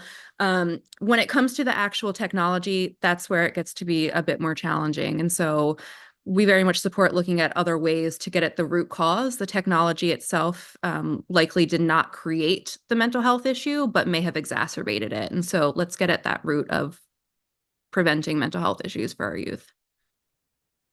Yeah, so I'm just curious. So this seems very much in line with, say, like big tobacco or opioids, where we're saying like all we need is DARE in the schools, and we don't need laws on cigarettes or drugs or anything like that, because as long as we educate the kids that it's dangerous for them, then what do we need to regulate? Like, is that? I mean, that feels like a correlation there. I'm just curious if you could expand on how education in the schools is supposed to solve kids' addiction when they're trying to use the app, trying to have online community, trying to access resources, be connected, and they are being manipulated to have content that they're not even searching for, that is harmful to them, leading to suicide, deaths, anorexia, all of that kind of stuff. Yeah, absolutely. Thank you for bringing up that point. That's not the suggestion that curriculum or schools or community would be the solution here. We need to have a holistic approach. Again, the issue is around mental health and challenges that kids are facing now. Our kids have grown up in a time of COVID where they've been connected to their computers, to their phones 24/7 as their lifeline, right? As their lifeline to community, to friends, to keeping in touch with folks, to learning, to accessing the things that they're interested in. I'm not in any way suggesting that education is everything, but I will suggest that there's a bigger role for parents to play. I mean, there's only so much that an app or a phone can do that's already been done, whether it's parental consent, whether it's requiring or having the options to turn off notifications during certain hours, whether it's a parent giving a kid a phone and saying, okay, you can get on this platform or you can't. It becomes problematic when you have a governing body try to kind of control that as the parent for all kids. And then you end up having those kids that are left out, unfortunately. I mean, what happens when there is an LGBTQ kid that is in an unsupportive household and this goes into effect and their parent's not going to give them access to social media or to online content because, oh no, they're going to be indoctrinated supposedly, or things like that, right? And then they're just cut off. Or what happens when there's a kid who is in a split household and parents use this against one another as a way to bargain in a divorce or something like that. All of these challenges are not obviously the intended consequences, but they are real cases that could happen from these sort of policies. And it's that people aspect that we're concerned about most. Yes, I mean, unintended consequences in 2017, Sean Parker basically said Facebook had designed features that they knew would give kids dopamine hits kind of responses in order to addict them. So I'm just like curious, like that does feel very intended in order to have design features that are trying to get people to stay on the apps in order to earn advertising dollars. And so yeah, I guess I'm not sure how a direct statement like that can be unintended consequences. No, I mean unintended consequences of these sort of bills, which would limit access to online content, not unintended consequences of algorithmic design or platforms, intentions, etc. I'll note that we agree that that's problematic. Meta is not our partner. And I'll also note, because you did use the Facebook example, that there's a reason why Meta is shopping around bills around the country that would actually put the blame on the app stores themselves and instead say, nope, Meta as a platform does not have to age verify. Let's have Apple or Google or Android, for that matter, be the one responsible for verifying age in the app store itself. Because to be frank, Meta is trying to get out of that very responsibility. That said, there's a whole host of problems with their approach to get them out of the responsibility and instead put it on Apple and Google and Android, which would be kind of like you walking into a mall and you have to show your ID to get into every single store, including like a shoe store, instead of just the adult store, for example. That's kind of what happens when you require the app stores themselves to age verify, which is what Meta is trying to push, because as you noted, there were algorithms have a role, and there are unintended consequences of algorithms, and that's something to work on. But I can't speak for Meta outside of the fact that they are shopping bills around to prevent them from being a part of the solution. So yeah, so I am aware of those bills, and I have not seen one of Vermont. So I know, yeah. So Chamber of Progress. So Meta is not one of your funders, but Google is, right? So like, does YouTube use the same types of algorithms? Like, are they not, I guess, using the same type of algorithms in order to serve up content for people based on what their emotional states, what videos they've liked in the past, like that kind of stuff? Of course, YouTube uses algorithms to identify interests and to serve you content based on your interests. I don't know the mechanics. I can help get you into the mechanics if you want to get really into the weeds. But of course, they use algorithms to help serve content. I mean, that's exactly why we like YouTube, right? Because it knows what music you're interested in, because it knows that you are interested in watching those makeup tutorials. So it's going to serve you that instead of serving you fishing content or something unrelated. That's the beauty of algorithms. It's also, of course, an area where there can be harms. I'll note that a lot of platforms do use the algorithms themselves to identify that harmful content and remove it. Twitter, also not a partner of ours, but I've been told by folks at Twitter that they use the algorithms directly to identify, or Twitter before it was X, I should clarify, that Twitter at one point anyway used the algorithms to identify and remove harmful and harassing content directly. I mean, it's just like on the front end, it's serving content. On the back end, you can see what's being served, and if it's problematic, you can demote it, remove it, etc. Yeah, thanks for your testimony. There were a couple of statements that I was curious about and didn't quite understand. You made one point to say that the bill would require the turning over of private information. And what I'd be hoping I could get from you is some documentation for where in the bill anything supported from the bill directed to that point. You don't have to provide that now. The other question that I was a little confused about was you said that there were court cases that have taken laws off the books. And I was wondering if that seems quite extraordinary. And I was wondering if you give some citations to those cases. Thank you. Yeah, absolutely. Thank you for those questions.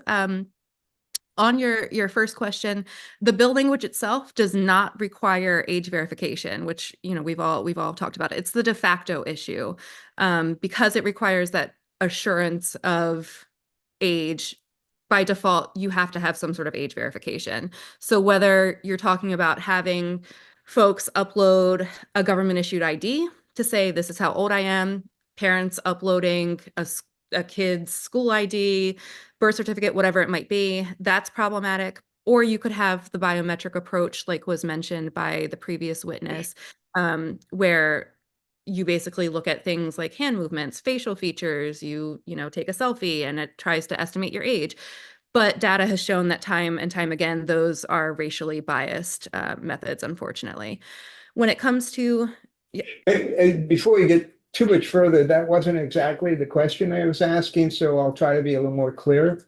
Sure. You mentioned, I believe you said that the bill would require private information to be disseminated. And I'm not asking for an explanation of that. I'm not asking for references from the bill for where you think that would happen. I'm looking at the bill and it has a number of privacy protections, both in specific provisions and Attorney General rulemaking. So if you could provide us with specific reference to the bill of where you think that privacy would be violated. Thank you. Sure, I'd be happy to follow up in writing. I think that there was maybe a little bit of confusion there. We're not worried that there is a requirement that would mean that your data would be disseminated. The worry is really just in the fact that whether, again, you're uploading documents or you have a selfie, facial movements, data showing how you're typing, whatever it might be, that is going to be held somewhere, whether it's held in the cloud, whether it's held by a platform, whether it's held by a third party that's doing the age verification. That information is then held somewhere that can be released in cybersecurity attacks. It could be released and become discoverable in a court of law, which is our concern, for example. I hate to even speculate and go there, but if a blue state in particular has a law like this on the books and the Trump administration decides that we want to have an easy way to know who's documented or undocumented, and it knows that there's this law on the books and companies or third-party vendors, whatever it is, have already collected that information in some shape or form because you had to upload your documentation, could that be weaponized by a Trump administration. I don't know. I wouldn't put it past them, is my concern. When it comes to the cases, we had just in the last month and a half alone, certain aspects of California's law have been struck down by several courts. Arkansas just last week struck down a similar age verification and social media law. Maryland's bill was challenged last month. Again, that was a new law. And I believe Florida's is currently making its way through the judicial system.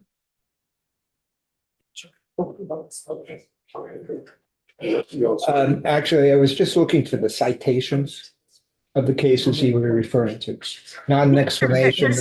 I believe that we cite them in the written testimony that I've provided, and we link directly to them, but I can recirculate that in an email. I'd be happy to. Thank you. This is all like stuff that was in the news just the last couple of weeks. Emily? Yeah, thank you. I just have one question. We were talking about the data storage. And I don't know if this is an expertise that you have, but I'm curious about time limiting the storage on some of this data to have it be temporary if that's something that's possible. Yeah, that's an excellent question. And we've seen some bills around the country try to limit that for that very reason, to not have this big amount of data being held somewhere. The issue, I think, right now, based on what I've heard from both vendors as well as just other folks in this policy area, is that there's such a wide range in how quickly we can turn around, quote, age verification. Some third-party vendors are able to do it quickly, some third-party vendors are not. And so there's still kind of some period where there's some sort of data that's going to be held. New York's Attorney General right now is in the regulation and rulemaking process for their law, and they have a limit. I believe it's their law says something like immediately once someone's age is verified, that information has to be deleted.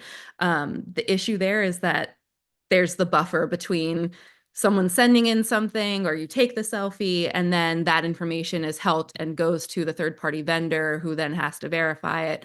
The whole idea around deleting it immediately, that's not quite how things work logistically. So I guess that also makes me think about something like Snapchat, or any kind of, I guess at this point, the ability to dissolve a message is pretty common. So if that technology exists, is it also possible to apply that technology to something like this? that would be an interesting idea of whether or not you can apply something that is a service on a platform.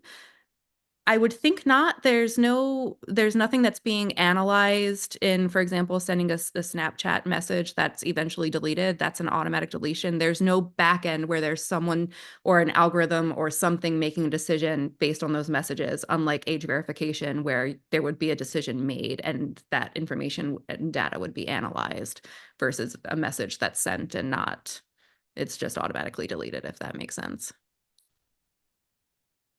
That does make sense. I guess what I'm thinking, it seems like there has to be some sort of middle here where we can figure out some sort of reasonable amount of time for these vendors to be able to hold on to this information for them to do the verification and then get rid of it. Absolutely. I wish that I had that answer. The reality is just that there are so few of those third-party vendors that are in existence right now that I don't know that there's any sort of agreement between what is realistic and what's not right now. Thank you. Thank you. Brianna, thank you for joining us this afternoon. We appreciate your time. Caitlin? Good afternoon. Good afternoon. Chair Marcotte, Ranking Member White, and members of the Committee on Commerce and Economic Development. Thank you for inviting me to express my support for the Vermont Age Appropriate Design Code, or S69. My name is Caitlin Cherry. I'm 20 years old and currently studying international relations, Chinese, and computer science at Boston University. I'm originally from Manchester, Vermont. I'm here today to voice my strong support for Vermont Age Appropriate Design Code Act. I am a part of a generation that has grown up at a pivotal transitional period of technology and innovation. In middle school, many of us received our first smartphones and naturally logged on to social media. Then the COVID-19 pandemic shifted us into a reliance on social media to keep us connected. I'm one of those lucky few who's had a tech-savvy father. I'm incredibly grateful for his willingness to sit down and teach me about staying safe online and ensuring I always read the terms and conditions. And in conjunction with my mom, they fostered a safe environment that balanced autonomy while also keeping a watchful eye. But having a support system like this is unfortunately not a reality for many, and we cannot put the onus on parents like mine to safeguard my generation. I'm here as an advocate with Design It For Us. Our coalition has over 250 members from across the country and around the world, including members in Vermont. Our coalition was founded in March of 2023 based on the Design It For Us campaign, which successfully advocated for the California Age-Appropriate Design Code, a bill that passed the California State Legislature unanimously and was signed into law in 2022. Last year, Design It For Us helped support the successful passage of the Kids Code in Maryland and supported Vermont's strong fight last year to get its own age-appropriate design code over the finish line. We are proud to see lawmakers stepping up again in Vermont and around the country to introduce and push age-appropriate design legislation. In lieu of federal standards protecting young people online, states must lead in this area and deliver legislation that tackles big tech's harmful business practices that addict and prey upon young people. The Vermont AADC is the first step to holding big tech accountable. Under the code, companies must set all defaults to the strictest privacy settings, design products for the safest experiences for kids, stop tracking kids without notice, stop using kids' data to target them, and provide privacy tools for kids to take agency over their digital experience. These compliance measures put the onus on big tech, not kids or their parents, to do what they should have done years ago and design their products for us. Platforms like Snapchat and Instagram were and are the apps of choice for my generation that allow us to communicate outside of our own local communities. And there's no doubt that social media has provided my generation with many benefits and opportunities. However, similar to many components of life in general, social media is a double-edged sword. There's a darker side to social media that must be acknowledged. Big tech's addictive algorithms hooked those middle schoolers from a young age and kept them scrolling. Big tech companies like Meta, which own other platforms such as Instagram and Facebook, make money by pushing ads to users. Those ads are mixed in with the everyday content people post. Big tech utilizes algorithms to decide what content to push out or recommend whom to potentially connect you with. Algorithms use personal information and users' data based on how they interact with the interface. And the longer you stay on the app, of course, the more ads you see. And over time, big tech has relied on these algorithms that have become more and more precise in serving content to users, keeping people on the platform longer. This means more ads, more revenue, and more data being collected to ensure that the addictive cycle continues. The system is self-reinforcing and has been coined surveillance capitalism and includes mechanisms such as endless scrolling, autoplay, defaulting new accounts to public, and hiding or obscuring privacy controls. And with the increasing use of artificial intelligence, these ads are becoming even more precise, using predictive modeling to produce the next ad. This creates an environment where young people are being guided by systems that they don't even know are influencing them. Through my work researching the geopolitical implications of artificial intelligence and as serving as a fellow for Boston University's Pilot AI writing course, I've really seen how powerful and potentially harmful the combination of AI and vast data sets can be. Passing this bill isn't just about the now. It's also about being proactive to ensure the future of social media protection of American kids and teens remain realistic and can keep pace with the rapid innovation seen in this field. Many of my friends have developed depression, eating disorders, and have attempted to take their lives due to social media. This stage in a young person's life is a critical window for mental, emotional, and social development. We are developing logical reasoning skills. We are developing our moral compass, learning right from wrong, and there should be protected spaces for us to learn. And right now, the manipulation and development of things such as deepfakes are only going to make these experiences even harder to navigate. As I mentioned, my background stems originally from the more technical side of things. However, throughout my research and conversations with middle, high school, and even college students, it has become clear that the ethical and emotional considerations of building technology and social media are just as important as the code behind it. Since middle school, I have watched as Snapchat, Instagram, TikTok, and other apps have evolved into dark spaces.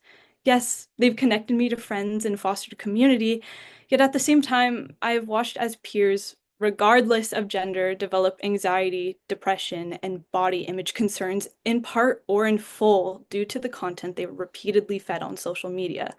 From unhealthy gym routines to online communities promoting eating disorders or even certain vitamins, even things like lifestyle choices are under the influence of harmful algorithms and data directed by big tech. Even now, these challenges persist with my peers, and again, with the rise of AI, these systems are becoming even more complex, reinforcing specific norms shaped by data patterns that don't represent everyone. Being from Vermont has always given me a sense of pride. The state embodies what it means to be small but mighty, and now Vermont has the opportunity to assist in guiding the country into a future where kids and teens are receiving much-needed protection by immediately enacting the Vermont AADC. This is a common-sense consumer protection bill that would ensure that digital products, just like physical ones, are safe and private at the point of design. We have a responsibility and obligation to put in place guardrails that make these platforms safer. My experiences have made me realize what little control we have over the digital environment we live in. Right now, the people who are most impacted, kids and teens, don't get a say. It's clear more than ever that self-regulation doesn't work. Finally, the AADC does not require companies to change their moderation standards or prevent people from searching for content. And it is good for businesses, allowing for continued innovation. I hope you find my perspective to be helpful. Thank you for inviting me here today, and I look forward to answering your questions. Questions?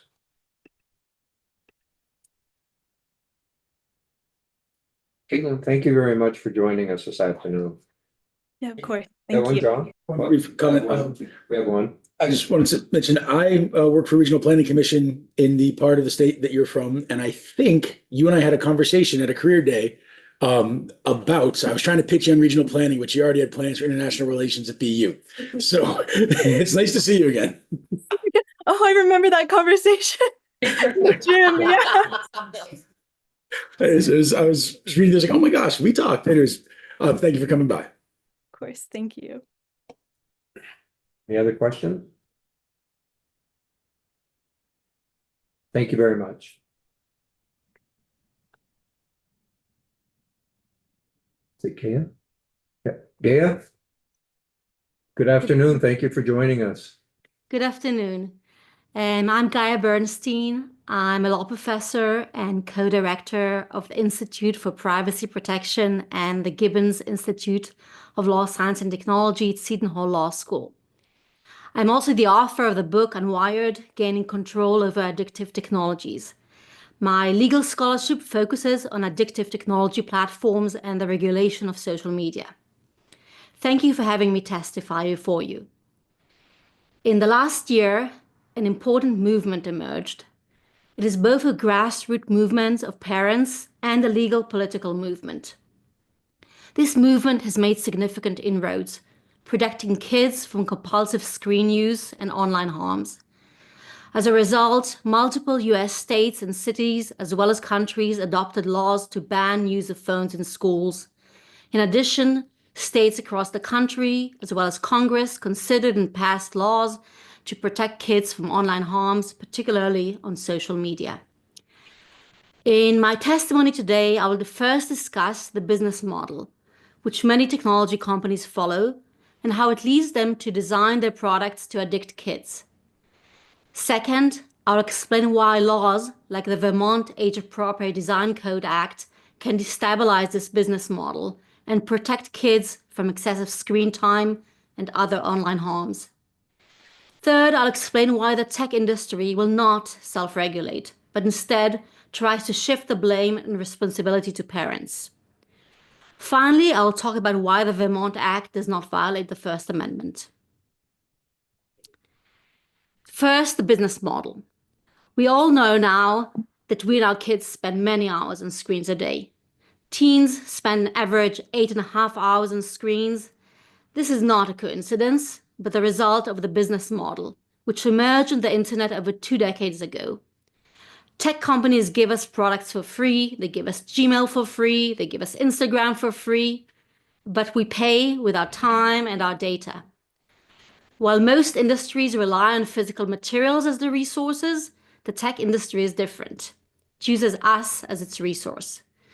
Tech companies need to keep us online for as long as possible so they can collect as much data as they can on us. They then need to keep us on so they can target advertising at us because their revenues depend on us purchasing the services and products advertised. The tech industry makes especially large profits from keeping our kids online.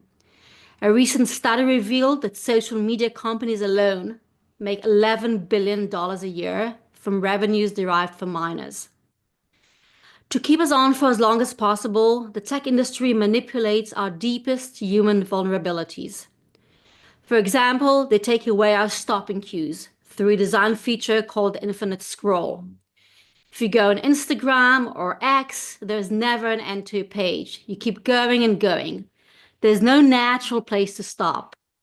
The design is based on a well-known psychology experiment. Researchers gave one group a regular bowl of soup, and they gave another group a bottomless bowl of soup. The group that got the bottomless bowl ate 73% more soup and didn't even realize it. They had no stopping cues. By using the infinite scroll, the tech industry took away our stopping signals all over the internet. Extending users' time online is crucial for tech companies. They use their algorithmic feed to determine what keeps us online and expose us to that. For example, when they learn that anger keeps users online for longer, they expose them to what makes them angry. When they learn that kids are attracted to risks, the algorithm exposed kids to risky activities, like the infamous TikTok choking challenge, which led some kids to their death. When you become an industry resource, your best interests are irrelevant. In fact, in a recent lawsuit against Meta, an internal company email dated 2018 was made public. In the email, Meta put the value of a 13-year-old at $270. This means that they manipulatively take over so many of our kids' waking hours to eventually make $270. Now let's turn to the second point. Why are laws like the Vermont Age-Appropriate Design Code Act important in addressing this issue? Since the business model is based on the collection of data, extending users' time online, and targeting advertising, any laws that restrict these activities destabilize it. These kinds of restrictions make this business model less lucrative and less profitable and can incentivize tech companies to shift away from this harmful business model. The Vermont Appropriate Design Code Act is designed to do just that. It makes it harder to collect kids' data. For example, it requires tech platforms to make the highest privacy options a default option. Studies show that people don't tend to change the default options, partly because it takes too much effort to study the alternatives, and partly because they assume the default is the recommended best option. Setting privacy protection as a default at the highest level would make it much harder for tech companies to collect data. As a result, advertising online for kids would be less targeted and less profitable. The Vermont Age-Appropriate Design Code Act also imposes a duty of care on tech platforms to prevent compulsive use. It even specifically prohibits sending notifications at night. A study found that an average teen gets 237 notifications in 24 hours. If tech companies cannot manipulatively keep kids online through sending constant notifications or other addictive design methods, then they can collect less data on them. Once again, this would make the advertising less targeted and profitable. Further, If kids are online for shorter periods, they will see fewer ads and are less likely to turn to the products or services advertised. This again makes the business model less profitable. To conclude the second point, the Vermont Age-Appropriate Design Code Act has many mechanisms that each pokes another hole in the tech industry's business model. Research shows that this business model is associated with many harms to kids, including deteriorating mental health, delays in cognitive development, attention difficulties, lack of sleep, and obesity. The tech industry's business interests are deeply entrenched here. But these restrictions coming from Vermont and many other states will apply pressure to start envisioning a different internet for our children. Turning to my third point, tech companies will not self-regulate and make these changes on their own. In my book, Unwired, Gaining Control Over Addictive Technologies, I looked back into the battle against tobacco, against junk food. I also looked at the tech industry and the fight to protect privacy. My research shows that there are certain strategies that these industries use.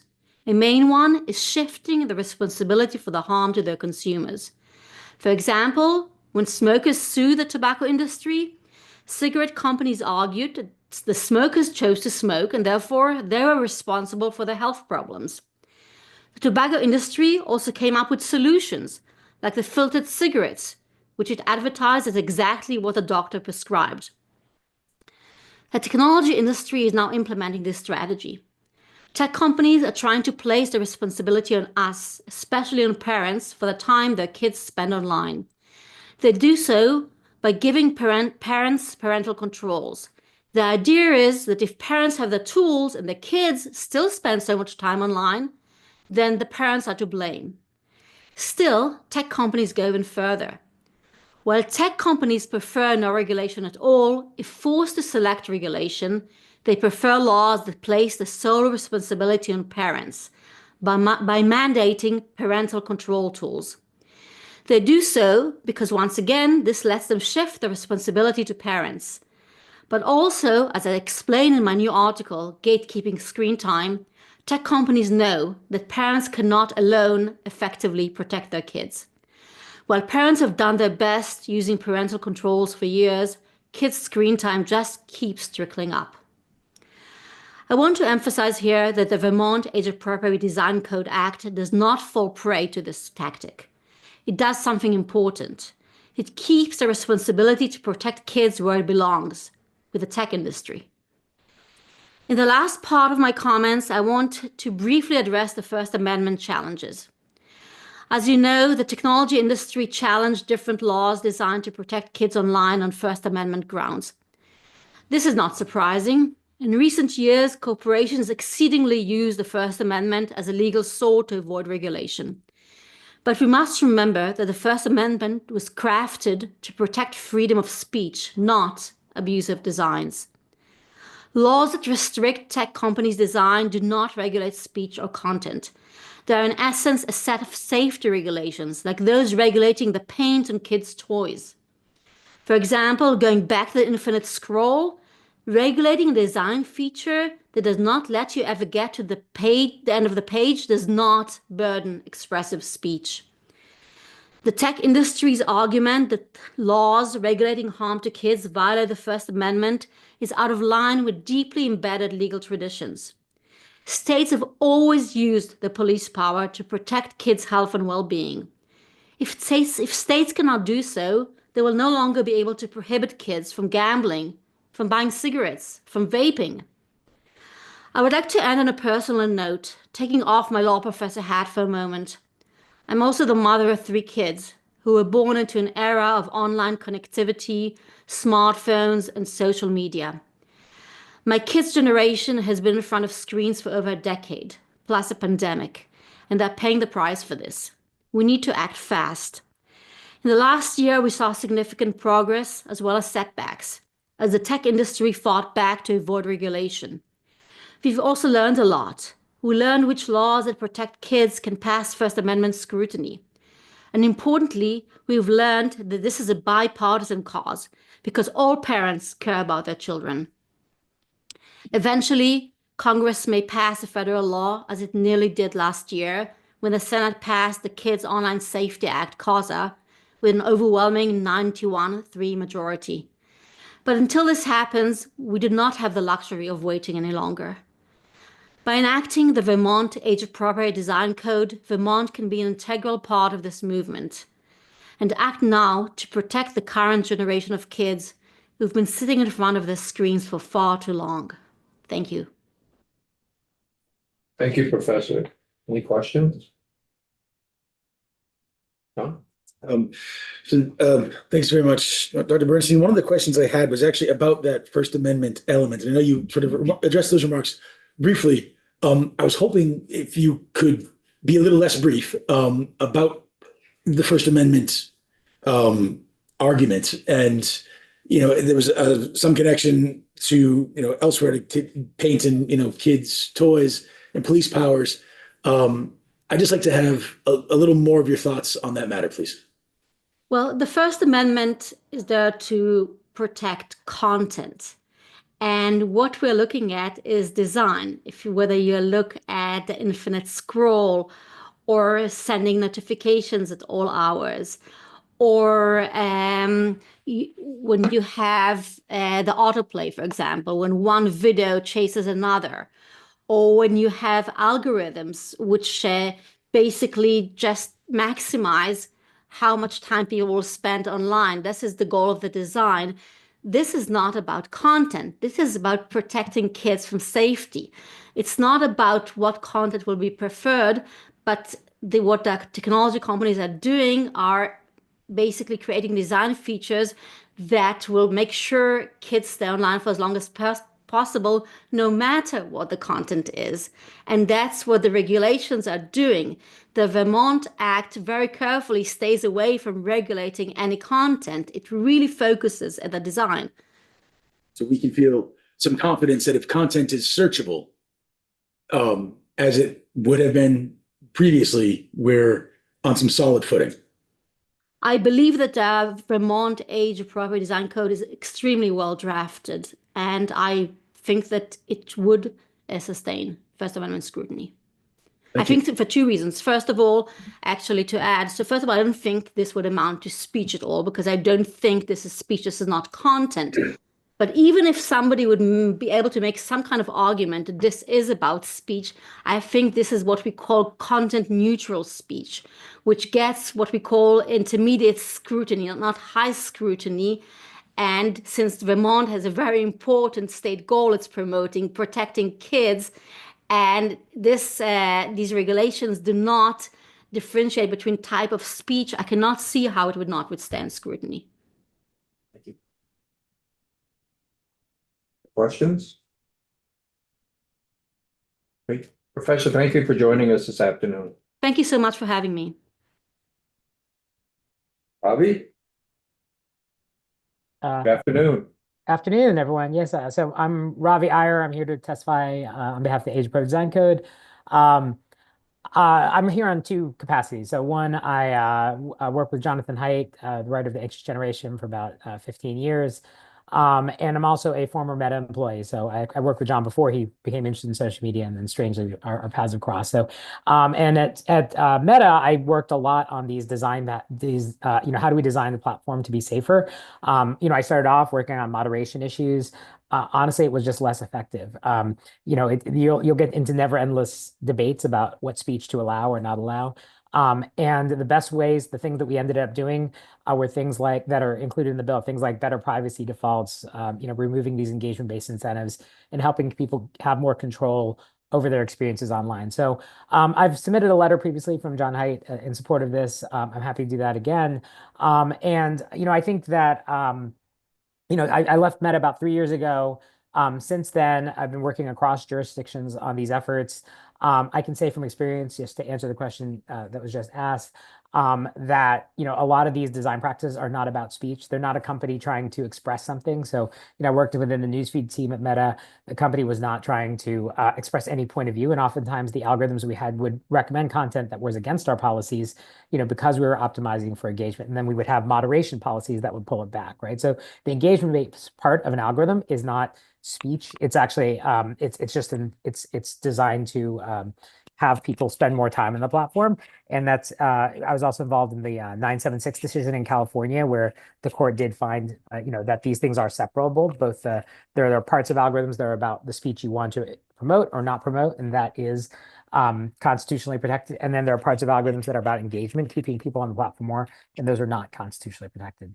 I'd also can just say from experience that the protections in this law are feasible. So these are things that platforms have done. You may have read about Instagram's changes for teens, and they include things like making accounts more private. You've probably heard about the rise in sextortion in this country, where someone pretends to be an attractive stranger and sort of befriends teenage boys and gets them to send intimate pictures and then extorts them by threatening to send those pictures to their friends. A lot, the playbook for that has actually been written about online. It's a lot about trying to mass solicit minors, trying to friend lots of minors. This bill would sort of make those minors less discoverable, so they can't be found. They would remove some of these algorithms that actually recommend, so some of these algorithms were designed to create more friending, right? Because the more friending you have, the more valuable a network is. And so you can imagine if you're getting lots of friending between these, like, I don't know, honeypot accounts, these attractive female accounts that are not real, and these teenage boys, you're going to start recommending more of them because your system wants more friending. So it'll remove some of those engagement-based systems. It'll remove some of these, these default privacy settings that are way too lax. It'll also remove a lot of the sextortions about, finding a person, getting them to send you intimate photos, and then threatening to send it to all their friends. And a lot of these services, not every service, you can actually view the friends of a person. So if I'm your friend, you can see all of my friends, right? That isn't something I chose, right? That's just a default setting. It can be undone. There are platforms that do or do not allow you to see the connections of your friends, right? So those are just some of the very specific things that are not about speech. They're just about growing the network effects of these products that this bill would address. And so, I just want to say that, I'm really excited for a lot of the things that Vermont's doing. I do a lot of talks with kids and with adults, and every group I often will ask, like, are you trying to spend more or less time on your phone?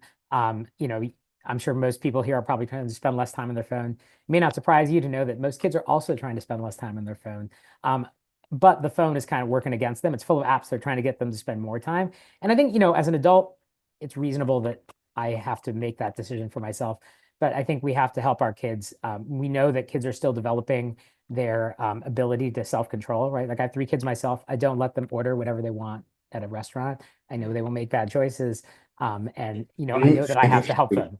So similarly, we need to stop having these bad choices be available to them, not just at a restaurant, but like in their bedrooms late at night, and many kids often, want that more control over their systems. And you notice the bill says, they can access content that they expressly request, right? But they actually will tell you that, like, TikTok is actually very hard to get off at late at night. And they want to have something that helps them do the thing that they know is better for them.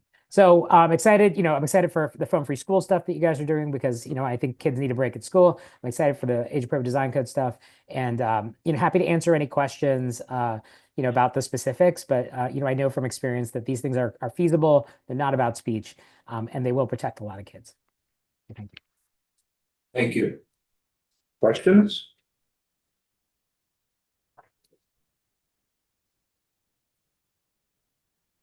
Great. Thank you for joining us. My pleasure. All right. Megan?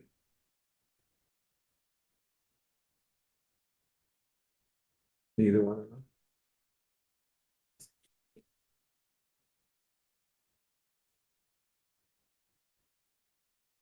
We can put a microphone marker on now.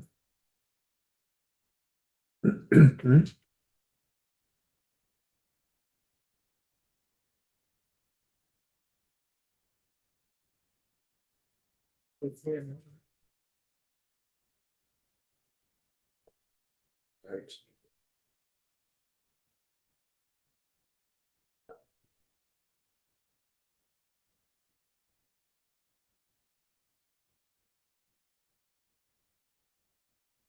Yeah, anybody else? Committee, if you haven't figured it out, we're not taking a break at 2:45 today, so.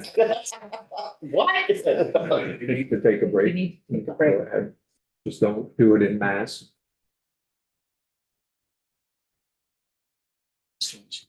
course, it looks like December. I mean, I can't.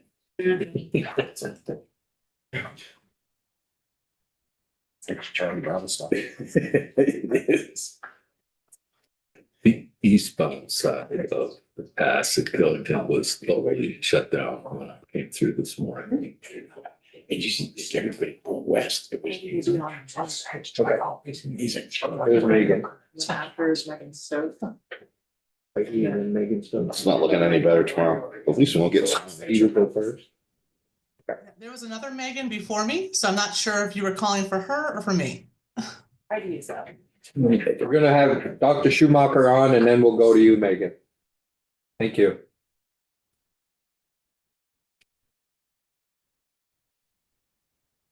Good afternoon, Doctor. Thank you for joining us. Thank you so much for having me. So go ahead, we're ready for your testimony. Oh, perfect. Well, Chair Marcotte and members of the House Committee on Commerce and Economic Development, thank you so much for having me. My name is Heidi Schumacher, and as a general pediatrician and on behalf of the Vermont chapter of the American Academy of Pediatrics and the Vermont Medical Society, I am honored to be with you here to express the strong support of Vermont's pediatricians for the Vermont Kids Code, Senate Bill 69. As pediatricians, we are committed to supporting the health and well-being of young people and their ability to thrive.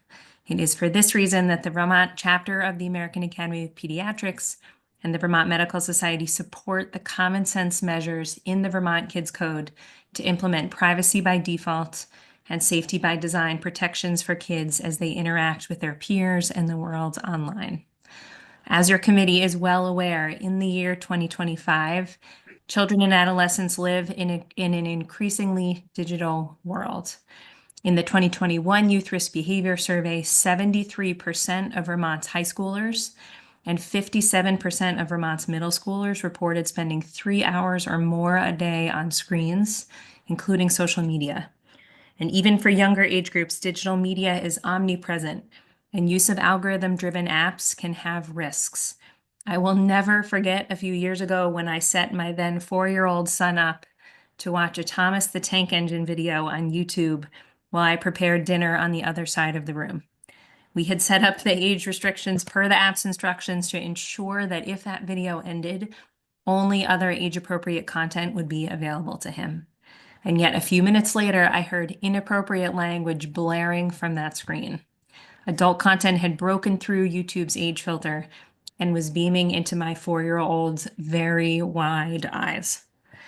And I just kept thinking, if as a pediatrician who was 10 feet from my child, who had followed all of the rules, I was unable to successfully protect my own child from content on digital media, how could we possibly expect other parents and caregivers to be continuously responsible for the safety and privacy of their young people online?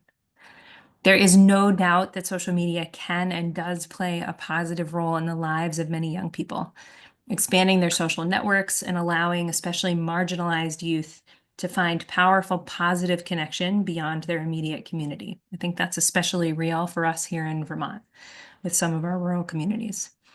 But in too many cases, young people themselves believe they are spending too much time on social media, but find themselves unable to unplug because of features intentionally designed to keep them online. While spending so much time online, they are being regularly exposed to dangerous content and unhealthy habits that pose a direct risk to their health and well-being.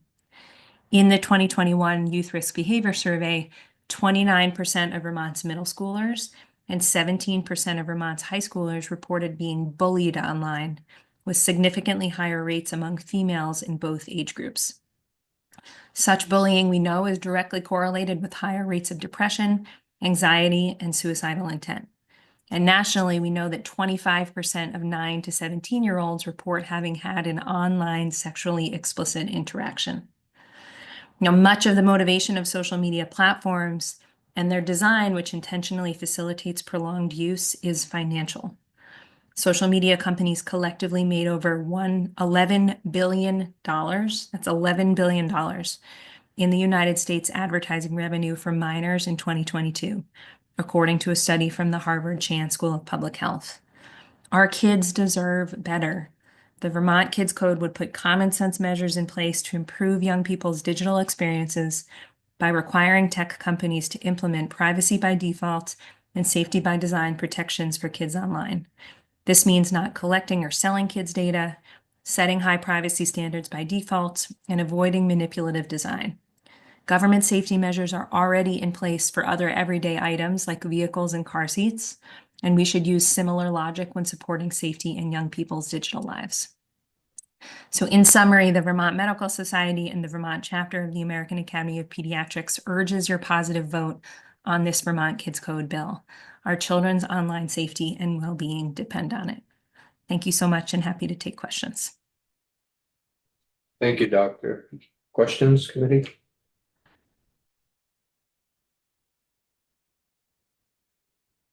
Michael? Would you be willing to speak about the cognitive decline in children with regards to the screen time? Did you say cognitive decline? Yes. There was I had read a study about, I didn't read the study, let me rephrase that. I read the news article about cognitive decline being present in children due to screen usage. Yeah, that's an interesting question. So I think you're going to hear from Dr. Jenny Radesky later today. She is a fellow pediatrician and really a national expert on this, so she may have more data there. What I can say is we find, first of all, young people's use of social media varies widely. And not only the amount of time they spend on social media, but how they're using it. Are they passively scrolling? Are they actively engaging creatively? Really makes a difference in how young people's well-being is impacted by their social media use. I have heard studies that for very small children who are using online technology or screens, a lot at the expense of, say, real life playtime with peers, that there can be measurable differences in their development. I don't know about the cognitive studies necessarily exactly that you're speaking of, but I think the bigger opportunity is to say there are lots of ways that we can make social media, it's not going to go away, but that we can ensure that as young people are using it, some of the features that make it so hard to turn off, and certainly some of the features that make it easier for them to expose to unhealthy content are limited. But Dr. Radesky may have other thoughts on that question too, when she testifies shortly. Question? Doctor, thank you very much. Thank you so much for your time. Appreciate it. Megan?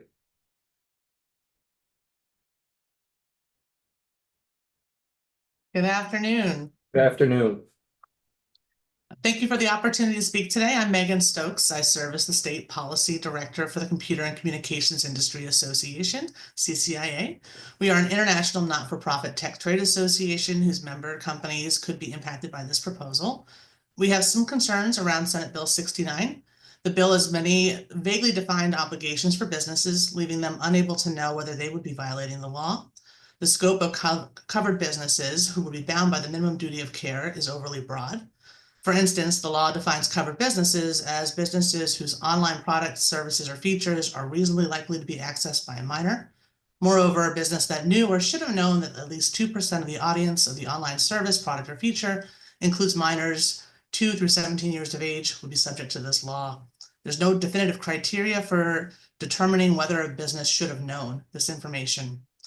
The minimum duty of care standard is vague and could be problematic, requiring action against ill-defined categories of harm such as reasonably foreseeable or emotional distress and compulsive uses, fails to provide online services with the legal clarity that they need to comply.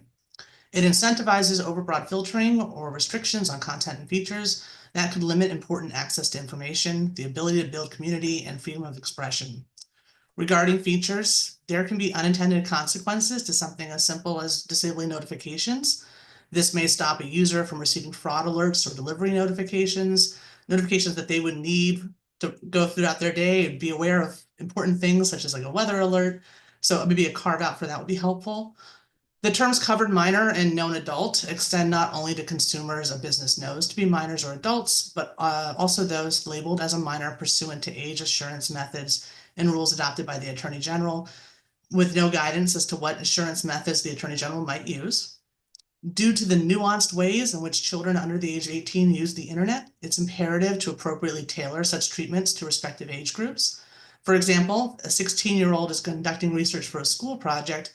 It's expected that they're going to come across, learn from, and discern from a wider array of materials than a 13-year-old on the internet playing video games.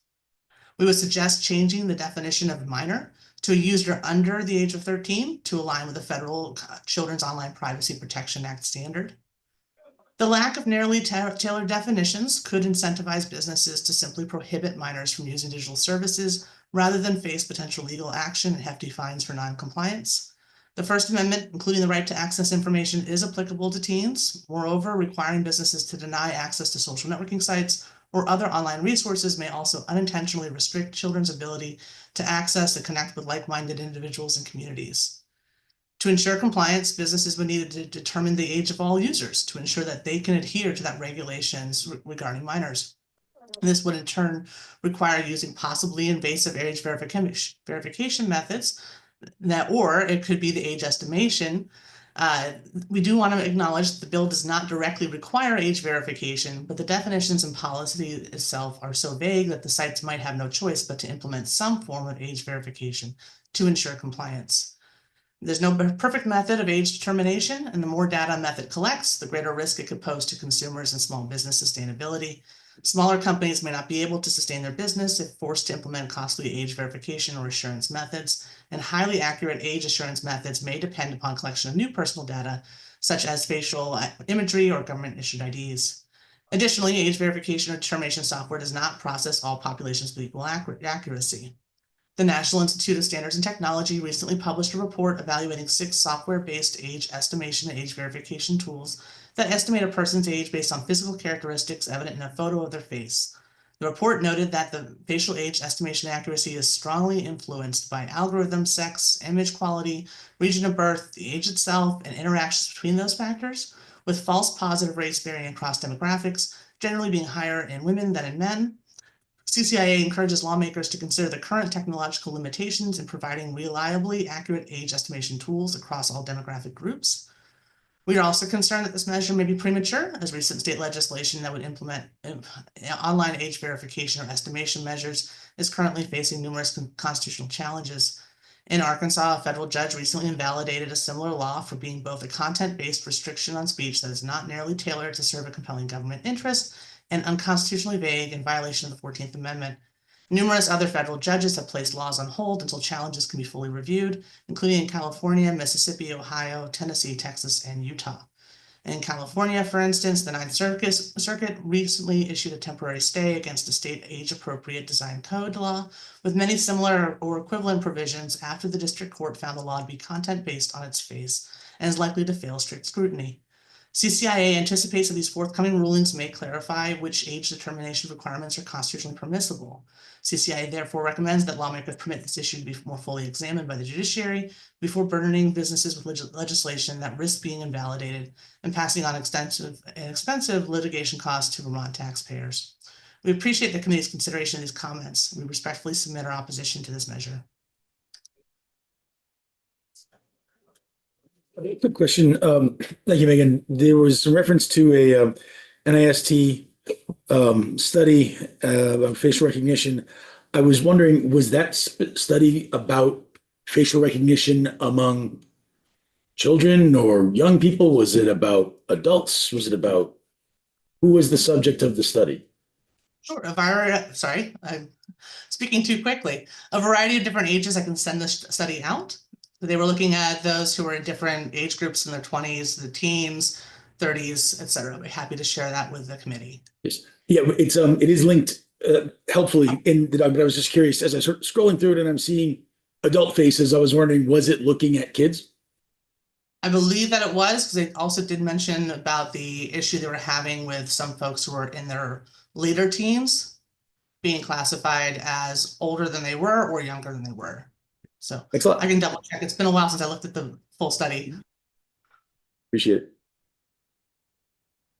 Other questions for Megan? Ready? Yeah, thanks, Megan. I just get like, so I hear the message of we should wait until all the other court battles are figured out, but I mean, I feel like as lawmakers, we're responsible to protect the kids in Vermont. So I guess I'm just curious if our policy decisions should really be contingent on waiting for other states to maybe or maybe not figure this out. Well, I definitely agree that the role of the lawmakers is to protect your residents, your citizens, but it's also to be kind of fiscally responsible. So in case something would cost very expensive money through litigation, that would be a concern. But there's also some other things to look at when you're talking about making this legislation is, do you want to be too overly restrictive? And I'm not saying this is an example, but just as a general thing, being too overly restricted and the technology kind of zoops right past. So as an example, multi-factor authentication. When you log into your bank, you might log into your credit card, that sort of thing. You'd get a little code on your phone, says please put you in, and that's just a level of security. Now, the different companies are moving beyond multi-factor authentication and looking at like passkeys or biometrics, different things that somebody would opt in to use that might be seen as more secure. So if legislation had existed where it said you must use multi-factor authentication, well, the technology now is going past that. So that legislation would be a concern. And that's just sort of an example where if you say something very kind of restrictive here, and maybe the technology sort of passes it by later on. So just a thought exercise. Great. So if existing tools are so effective, kind of from your written testimony, why are we still seeing spikes in harmful online experiences reported by parents, teachers, and others? I think that they're plenty effective. I have 2 children of my own, and it is one where I'm paying attention to how they engage online. Created little sandboxes for them using different tablets and other online tools that they're using.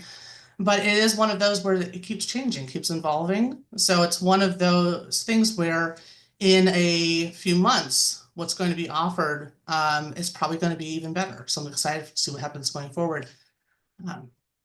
But yes, I do know it's one of those where the tools are coming out there. They do need to be more well known. And it is one of those things where I'm interested in seeing where the companies go in the future. Great. What percentage of families are actually using those tools? Do you have data to kind of like back up that this is actually like a meaningful way that parents are being able to engage? I can find that out for you. Great. Thanks. Questions for Megan? Megan, thank you very much for joining us.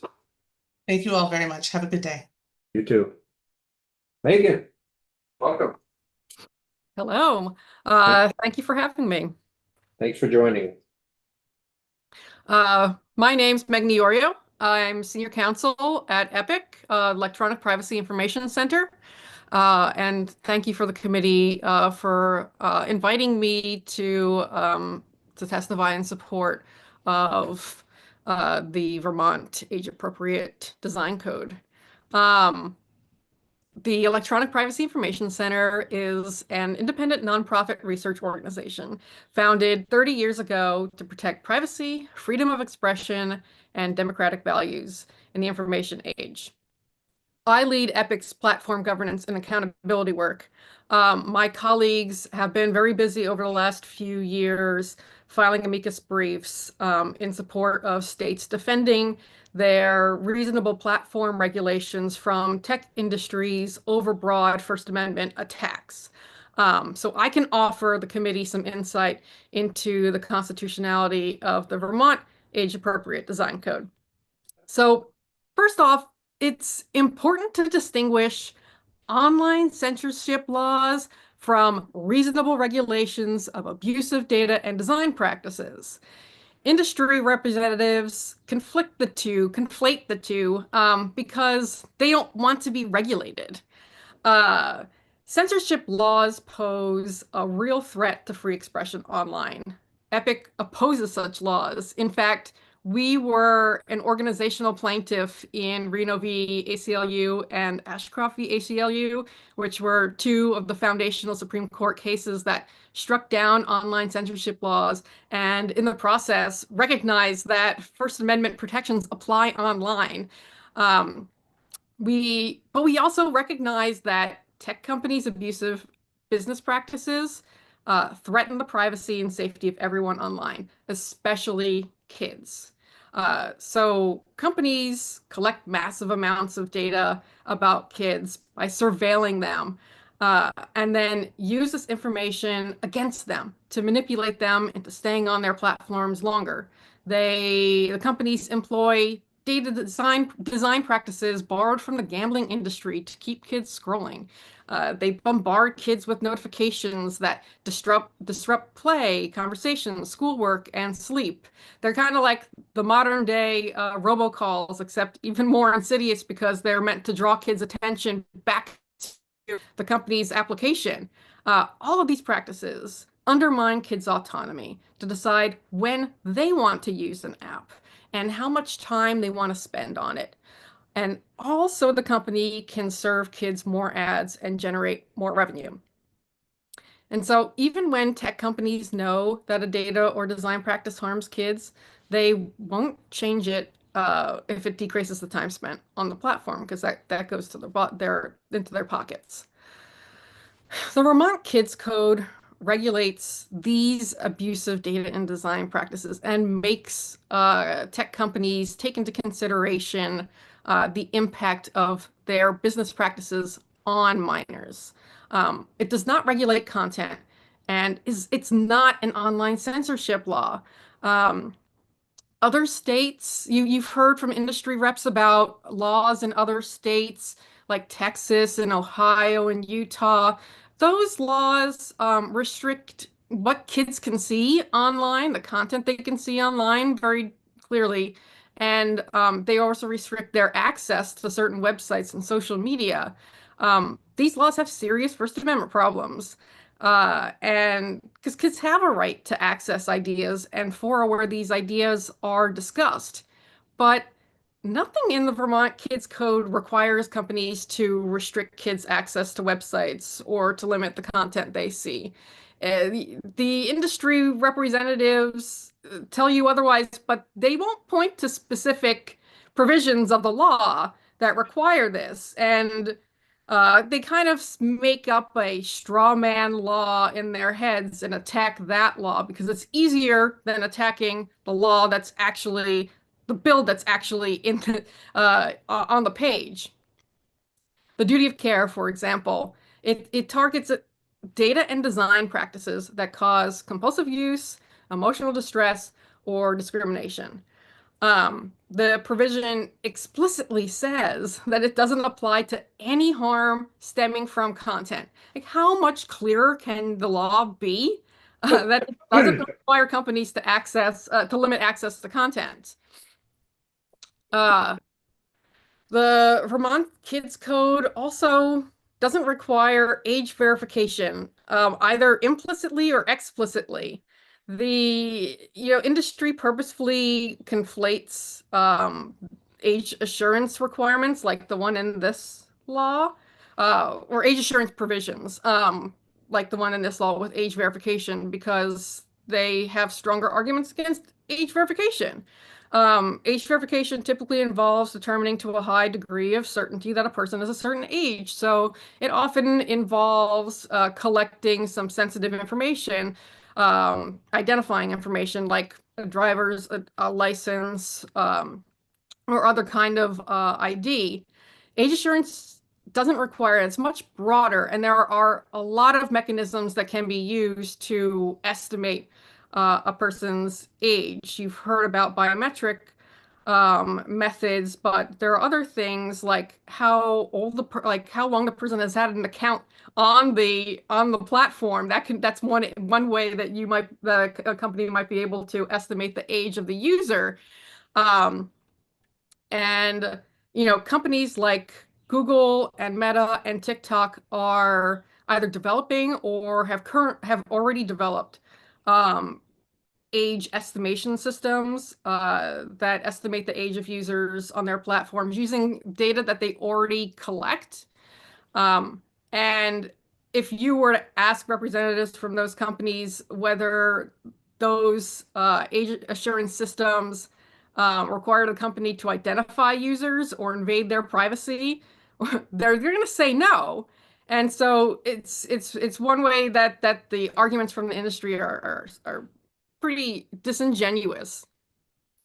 They also failed to recognize that these companies making the industry making this argument are the ones that are collecting massive amounts of information about users already. So they can either use that information to estimate age. They might already be estimating age, and they're doing all of that without the privacy protections that this law would require companies to put in place for age assurance data. For instance, the Vermont Kids Code prevents companies from collecting any more personal information than strictly necessary to do the age estimation. Requires the information to be deleted as soon as possible. It prevents it from being transferred. These are the strongest privacy protections for age assurance data of any kids law that has been passed, and certainly much stronger than any legal protections that the data that industry already collects has. The industry representatives also fail to acknowledge that this law has a rulemaking that the Attorney General must go through to issue guidance on how to use what kind of methods of age assurance companies can use, and that the statute says that the Attorney General is supposed to prioritize privacy over accuracy, and it can issue additional rules on privacy if necessary, and to prioritize methods that use existing data and such. On the point that some have mentioned before, that each individual age assurance method has some kind of error rate. Well, first of all, Vermont AADC asked the Attorney General to set out a menu of options for companies to use to assure age, which would allow companies to, one, they could use one method, and if a user gets the wrong age designation, they can use a different method to try to get a more to get placed into the right age category. And two, the law requires each company to have a mechanism to take appeals of age determination. So if a user gets the wrong age determination, then they can appeal to the company to make it correct. More fundamentally, there is no age designation that would prevent any user from accessing the website, any website that's regulated by this law. It's simply that the Vermont Kids Code does not regulate access to websites and to social media. And again, if any industry rep tells you that that's what the law does, ask them which provision of the law requires that, and walk through exactly how that would happen. The Vermont Kids Code also doesn't have the same problems that courts have found with the California Age Appropriate Design Code. None of the provisions in the Vermont Code, I don't think, are identical to any of the ones in the California law. If we walk through that, the Ninth Circuit only had a problem with the data protection impact assessment provision of the California law, and it was only because the law required companies to opine on what content is harmful for kids. The Vermont Kids Code does not require companies to opine on what content is harmful to kids, and it doesn't have a DPIA. The transparency provisions of the law only require companies to disclose factual information about their use of kids' personal information and the design of their algorithmic recommendation systems. The rest of that decision in the Ninth Circuit actually found that NetChoice had not succeeded in making out a facial challenge against the California Age Appropriate Design Code, and sent the rest of that lawsuit back to the district court. The court said it's not clear at all that any of these other provisions violate the First Amendment on their face.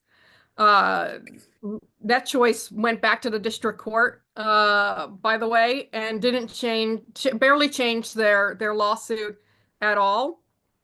They just added this little fringe argument that the coverage definition of the California law made it so that the law regulated the speech of some companies and not others, and therefore it was suspect under the First Amendment. And that's actually the reason why the judge enjoined the law.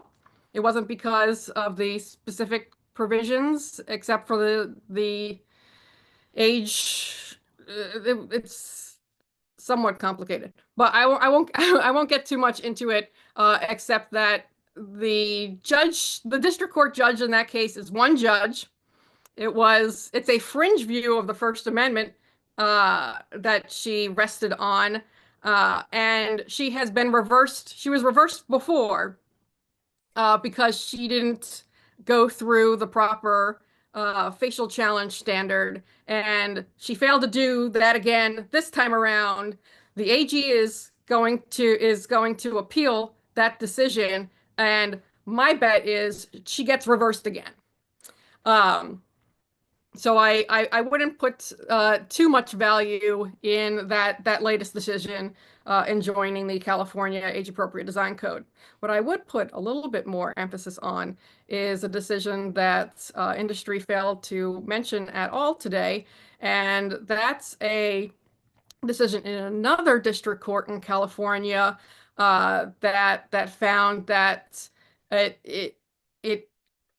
is that the legislature could regulate aspects of companies' algorithmic recommendation systems. Ravi mentioned this decision just a few minutes ago. And that decision actually gives strong support here for the constitutionality of the Vermont Kids Code. Finally, just want to generally emphasize that generally the First Amendment law is not on industry's side here when it comes to the Vermont Age Appropriate Design Code.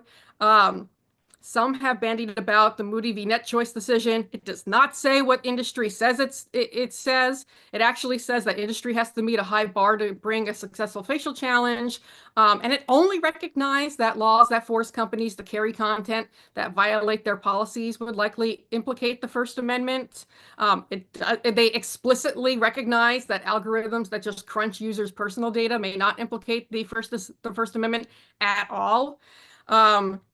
So again, when industry comes about and they usually have some very vague and hand wavy argument about the First Amendment, but when you drill down, there's no substance there. Thank you, committee, and I'm happy to take questions. Any questions for Megan? Nick? Thanks, Megan.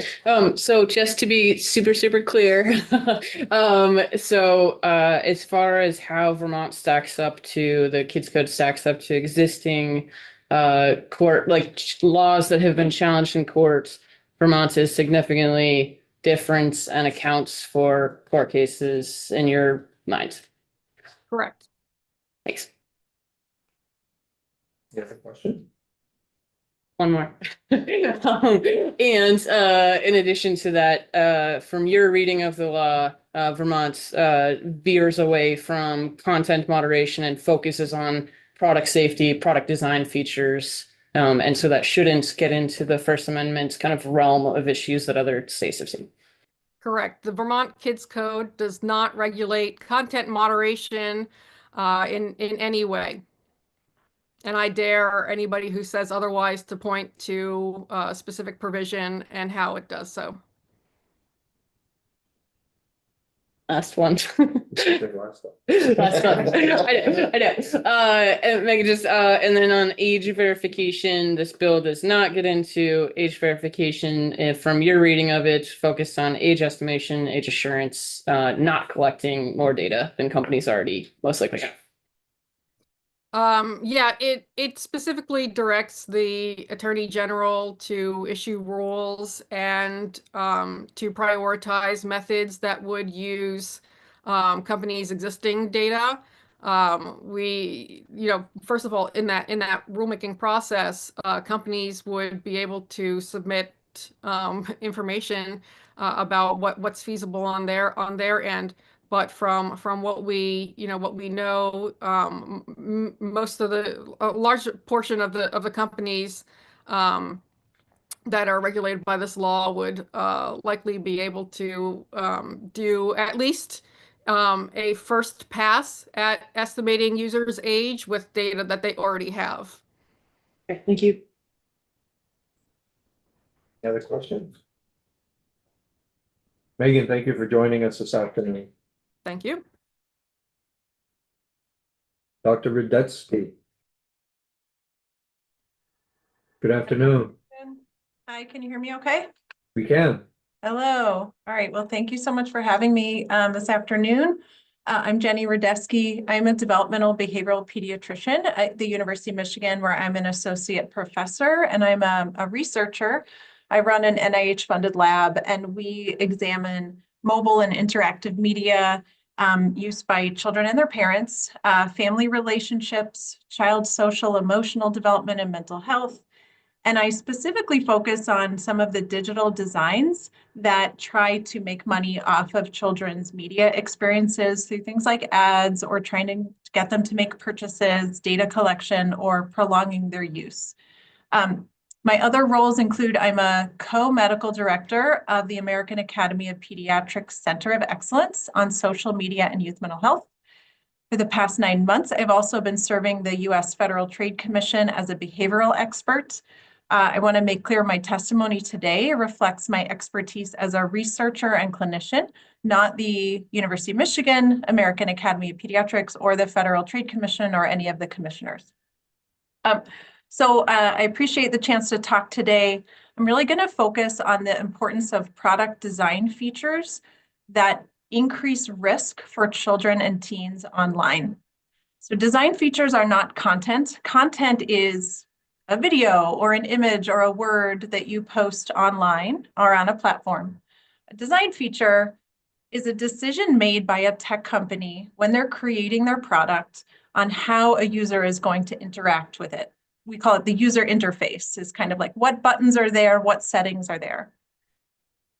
We found that design features that are the most risky to youth are usually the ones that try to capture their attention, engage them with the platform over and over again, keep them engaged for longer amounts of time, not let them go, and also the ones that try to connect them with the largest amount of social interactions as possible, because these are key ways that the companies make revenue through larger networks.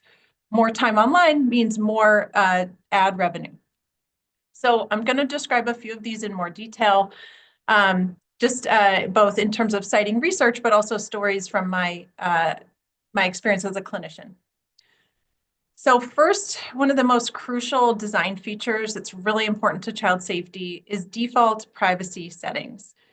When you sign up for an account, this basically helps decide, are you visible to the rest of the world, or are you just visible to who you want to be found by, your friends or your family? So what I like about the Vermont Age Appropriate Design Code, it would not allow a minor's account or posts to be discovered by adults.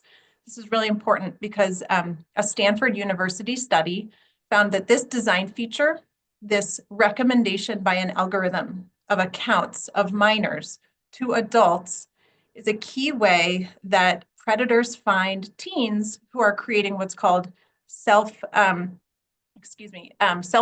CSAM. CSAM is child sexual exploitation material. So if you're a teen who is making some of this CSAM material, the researchers at Stanford found that the teen's account was being recommended to more adult predators who wanted to engage with that teen, and it's therefore potentiating a crime. Another way the Vermont Age Appropriate Design Code would protect minors is it would prohibit adults commenting on posts by a minor or direct messaging a minor.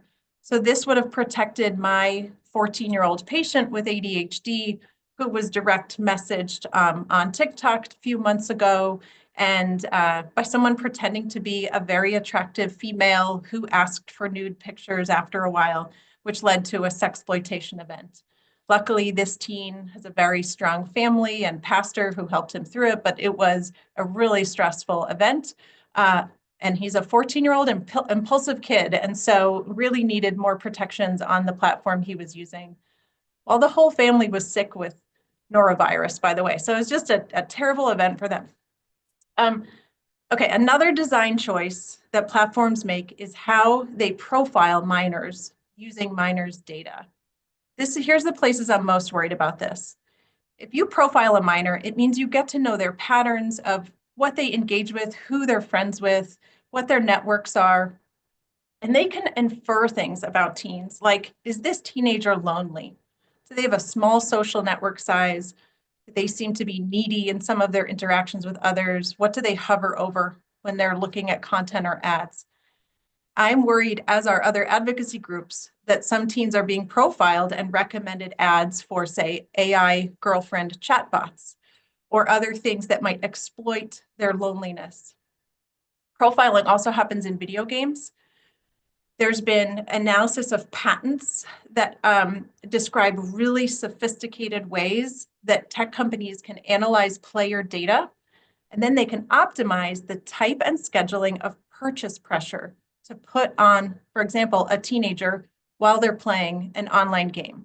So the game can figure out what time of day, who they're playing with, what type of trigger is most likely to get them to convert to a purchase. And that's manipulative because a teenager does not realize that they're being watched and profiled in that way, and they might be susceptible right at that moment, which can lead to problematic spending. I'm also worried that profiling might lead to targeted advertising for harmful or illegal activities for minors, such as alcohol or gambling. There's some research showing that up to half of teens, especially those who follow sports accounts, regularly see gambling ads, which is not legal for them and not a safe activity for teens. Okay, the other design feature I want to focus on is push notifications. So this is a design decision where the platform is saying, how and when can I grab the user's attention? This is especially problematic when it's overnight or when kids are in school. Research has shown that social media notifications are one mechanism, especially when they're at nighttime, that they disrupt sleep. In my research lab, we tracked about 200 smartphones of 11 to 17-year-olds. I'm happy to share a link to this study. So we got to see everything that they were doing on their phones day and night for about a week. And we saw a lot of notifications arriving to their phones during school days and many overnight as well, often from social media or gaming platforms. So these notifications, sometimes they're from people, but sometimes they're from, for example, a video game saying, come and get your free reward, open up this pack. It's a time-limited event. And when you're a teenager, with limited impulse control. It's still developing. You might be very pleasure driven. These sorts of things can be hard to resist, and they can lead to habit formation. So finally, I'm really excited about the part of the Vermont Age Appropriate Design Code for the rulemaking, where there would be prohibition of design practice that lead to compulsive use or that subvert autonomy. This is a key mechanism of harm, and we hear from teens all the time. They spend more time than they want on technology. Now, parents say this too, but we're focused on kids here. They really feel like technology just wants to occupy all of their downtime. And when teens are interviewed about these design practices, they align with what we find in our research. These are usually things like algorithms that are optimized for engagement, meaning I'm going to predict what you might want to click on next, and you can't resist not clicking on that. And so you wind up getting content creators competing for kids' attention. They also say that these kind of frictionless feeds where everything autoplays and you just kind of get lulled into this state of not stopping is another thing that gets in the way of their sleep. They also say that the little design tricks like a reward for coming back or creating this false social pressure that you're going to miss out on things, those sorts of design features also contribute to compulsive use. And I think that teenagers are frustrated with this. Nearly 3/4 of teens believe that technology companies manipulate them to spend more time on their products. So I appreciate you considering the Vermont Age Appropriate Design Code. We need a digital ecosystem where technology companies recognize when kids are using their products and don't pretend that they're just adults. We need them to be having a duty of care where they respect kids' needs and their ability to be away from technology at times, and they're actively trying to minimize harm. So thank you. I'm happy to take some questions. Thank you, Doctor. Michael, did you have you didn't? Okay. Any questions? Great, thank you for taking the time to join us this afternoon. You're welcome. Thank you. Josh? Oh, right here. Okay, you join us in this. Good here? Yes. Okay. On Zoom. You can look at me through your phone if you want me to be on a screen. Thanks for coming in. Thanks so much. Just to let you know, Attorney General Clark is coming at 4:15, has a hard stop at 4:30. So if we don't finish, we'll take her and then ask you to come back up again. Not a problem. Thank you. Happy to be bumped for the Attorney General. So thank you so much for having me and for holding this important hearing. My name is Josh Golan. I am a resident of Newfane, a parent of a 16-year-old girl. I'm also the executive director of Fair Play, a national nonprofit dedicated to protecting kids online. Through regulatory filings and campaigns against large corporations, we have changed the marketing and data collection practices of some of the world's biggest companies. Our FTC complaints have led to significant changes in how YouTube, Meta, and Amazon collect, store, and use children's data. Our successful corporate campaigns include stopping Meta from releasing a version of Instagram for little kids. We also advocate for policies that would help create an internet that is safe for young people and not exploitative or addictive, which is why I'm here to voice my strong support for the Vermont Age Appropriate Design Code. Social media platforms are deliberately designed to be addictive, or in industry speak, maximize engagement. Platforms use the reams of data they collect on young people and endless A/B testing to fine-tune their algorithms and designs to increase engagement, because more time means more money and more advertising revenue. And because of the way these platforms interact with children is largely unregulated, there is no obligation to consider and mitigate the harmful effects of their design choices on children and teens. These deliberate design choices have had a devastating impact on young people. Over the past 3 years, I have been to Washington, D.C. on 10 separate occasions, accompanied by families whose children have lost their lives to online harms, including suicide after cyberbullying and sextortion, fentanyl poisoning from drugs purchased over Snap, and accidental death from attempting dangerous viral challenges. These families understand all too well that the design choices deployed by social media companies can have devastating consequences for young people. And so they advocate tirelessly for safety by design legislation to ensure that other families do not have to experience what they have. And it's not just these tragic cases that illustrate why legislation like the Age Appropriate Design Code is needed. As documented extensively by Jonathan Haidt and others, unregulated social media has helped fuel a mental health crisis among our youth. The design choices deployed by social media companies to get young people to compulsively check and use their platforms are harmful to young people in two interrelated ways. First, it leads to overuse, with a third of teenagers saying they're on social media almost constantly. That displaces critical offline activities like sleep, exercise, and face-to-face interactions, which in turn undermines children's well-being. Second, these same design choices that drive compulsive use also harm children by sending them down dangerous and even deadly rabbit holes, fostering a culture of cyberbullying and making young people more vulnerable to predators. For example, algorithms designed to maximize engagement fill young people's feeds with the curated content that is most likely to keep them online without regard for their well-being or potential harmful consequences. So on platforms like Instagram and TikTok, depressed teens are force-fed content promoting self-harm that they have never asked for, and young people interested in dieting are barraged with content promoting eating disorders. As the evidence has mounted that excessive use of social media is causing serious harm to young people, legislators in Washington and in state houses around the country have tried a variety of approaches to force social media platforms to change their addictive and dangerous designs. At every turn, these efforts have been countered by disinformation campaigns from industry and their front groups, claiming that efforts to make platforms safer will result in safer censorship and cut off marginalized communities from critical resources and information. I urge the committee not to be fooled by these scare tactics. There is nothing in the Vermont Age Appropriate Design Code that limits what young people or adults can say online or censors information from the internet. Instead, as has been emphasized over and over here today, the law focuses on the data collection and design choices on online platforms. NetChoice's arguments that against the bill are akin to saying that requiring airbags in cars violates the free speech rights of automakers. Let's be clear. The platforms themselves know all too well how their design choices are affecting young people. And thanks to whistleblowers and lawsuits, including one led by Vermont Attorney General Charity Clark, we now know the extent to which social media platforms implement and maintain profitable design features, even when their own research and employees are saying that these features are harming kids.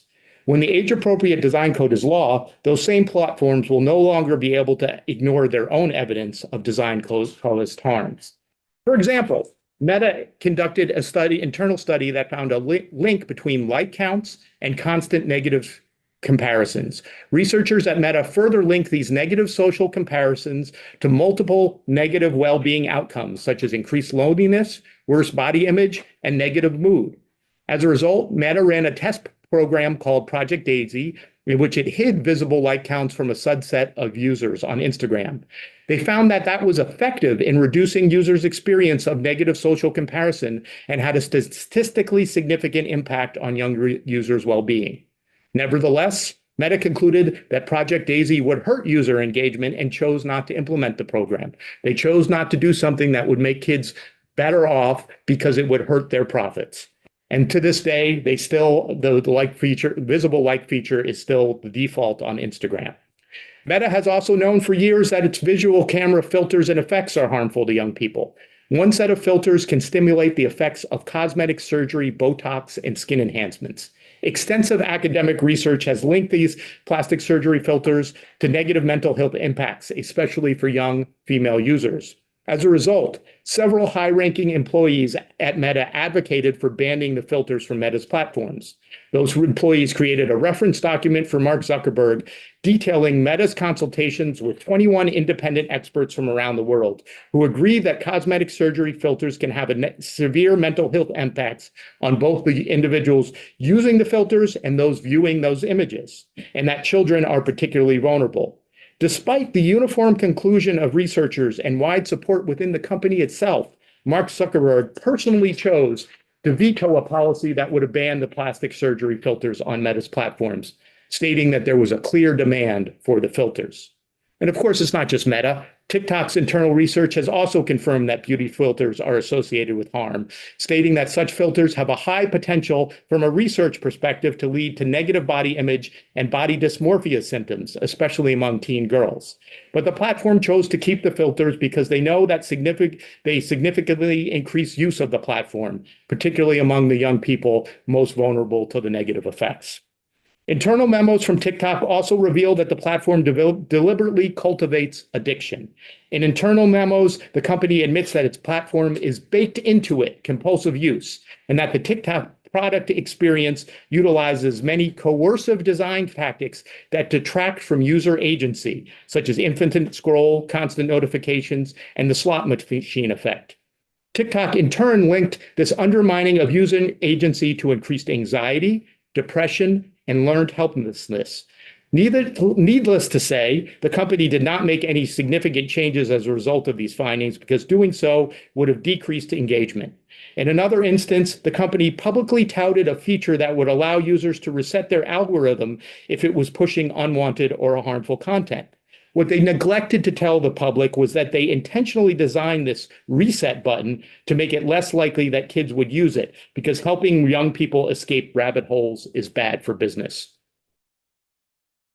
It's not that some social media companies deliberately set out to hurt children, but when they are faced with a choice between providing a safer and less addictive experience or maximizing revenue, they choose revenue just about every time, which is why the age-appropriate design code is so desperately needed. It requires platforms to have a minimum duty of care to ensure their use of personal data and design will not result in reasonable, foreseeable emotional distress. That means TikTok, Meta, and Snap, and other covered platforms will no longer be able to ignore their own research and their own employees that are plainly telling them specific design features are hurting children. It requires the most protective settings to be on by default, which means platforms will no longer be able to hide or undermine their own safety features. It will limit notifications and hold platforms accountable for sending minors down rabbit holes of self-harm and eating disorders. And it will empower the many, many employees within these companies who want to do the right things by kids. And it does so while protecting free speech and avoiding the draconian and probably impractical social media bans that some states are considering. Right now, the only federal law protecting children online was passed in 1998 before social media and smartphones even existed. And it only covers children up to their 13th birthday. Last year, that looked like it might change when the US Senate passed major online safety and privacy legislation by a 93 vote. But even with that incredible bipartisan support, Meta and other industry lobbyists were able to stop the bill from advancing in the House. And now with big tech CEOs cozying up to the president and so much chaos in Washington, the fate of new federal online protections for kids is more uncertain than ever. Vermont's children cannot wait another 25 years or even 2 years for Congress to prioritize their well-being over social media profits. I'd like to close by mentioning my strong support for another bill working its way through the legislature.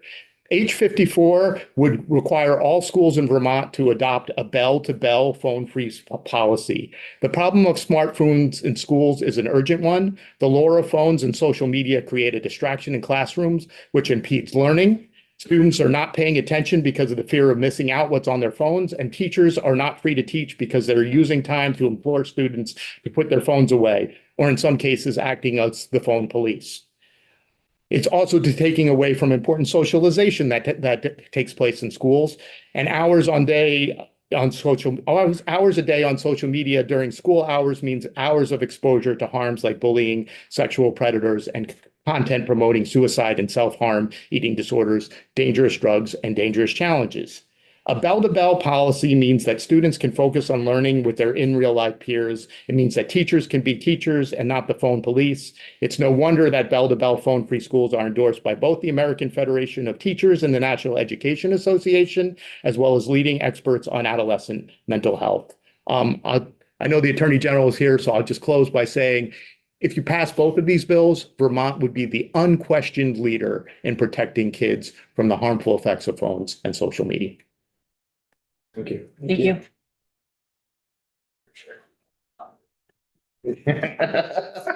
Terrible. As long as you're not on Facebook. Hello. Hello.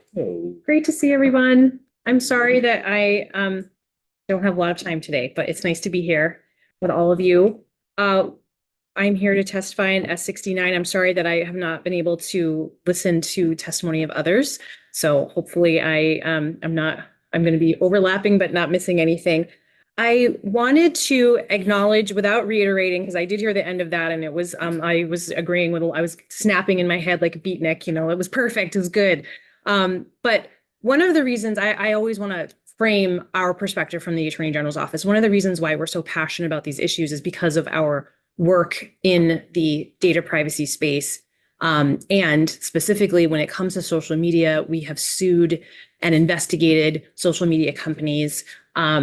We've survived motions to dismiss in those cases. And I'm saying we because it's my office, but it's also offices across the country because this is such a critical issue. It is one of the, I'm not going to say few, but I think it's the salient issue that bipartisan attorneys general have come together on. Attorneys general who no one in this room would agree with, actually. And I agree very strongly about the issues when it comes to social media. So I not only do this for my job, but if you looked at my nightstand, I'm reading books about this topic, even in my own life as a mother. And as a Vermonter, I really care about this. I also want to add that when I was running for office last year, because just like you all, I have to run every 2 years, statewide, I heard the number one issue I heard about was actually housing. But since the Attorney General doesn't do anything about housing, I'll set that aside and say the other issue, number one, was social media. That was a thing that parents, teachers, even kids wanted to talk to me about. And I'm not surprised because I'm like a nerd about this stuff because I'm so close to it, but to have the general public be reflecting back some of their concerns about what they were experiencing in their classroom, experiencing at home, et cetera.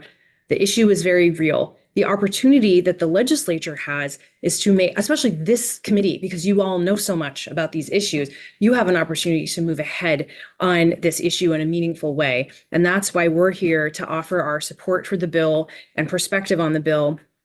And I feel like I'm rushing because I don't have a lot of time.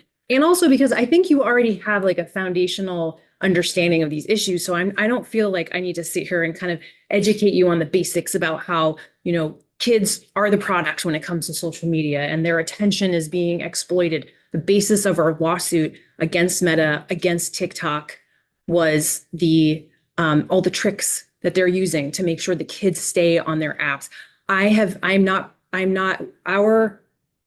If you are really a nerd, I encourage you to read our complaints. However, the complaint against TikTok has not been fully unredacted yet. We are still fighting with TikTok about that. They don't want us to fully. So there's things I unfortunately can't say at this time about some of the data that we know about Vermont kids and their use of TikTok. I will tell you, it's very disturbing to me. And I do not consume TikTok myself. I certainly will never let my child on TikTok. So that being said, and looking at the bill, this bill was, it's not surprisingly, inspired by another law in another state. Always nice when someone goes first. You can find out what speed bumps might be presented and avoid those. And this bill does that. There is, of course, a case in California on their law. And so lucky us, we could avoid the pitfalls that were discovered in that process. And this bill does that.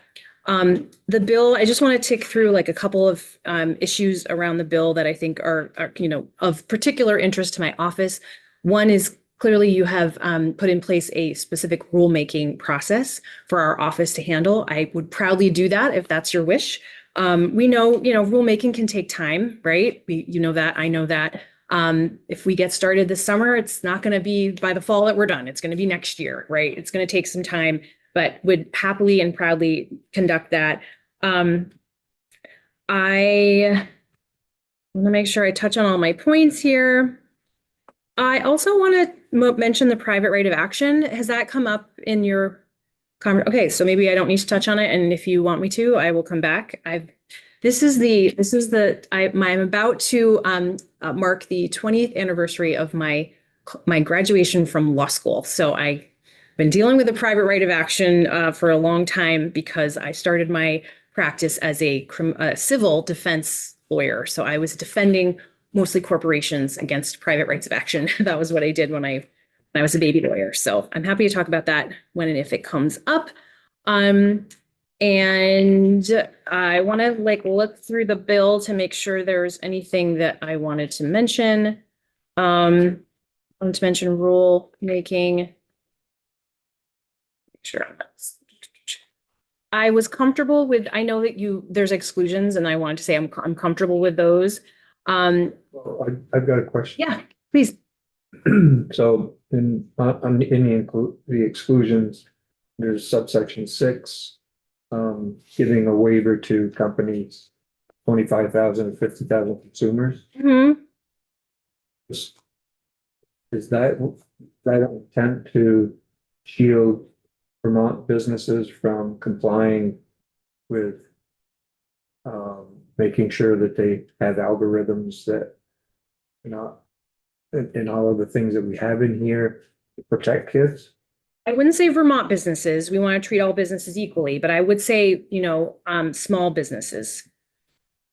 I guess in my view, I don't think we should be Carving out. any business that is causing harm to children. I appreciate that. I want to be very practical. I love this. I love this project, I'll call it. This issue is really important. As I've just said, I can see documents you can't see because I investigated and sued these companies. And I want a bill that's going to get signed by the governor.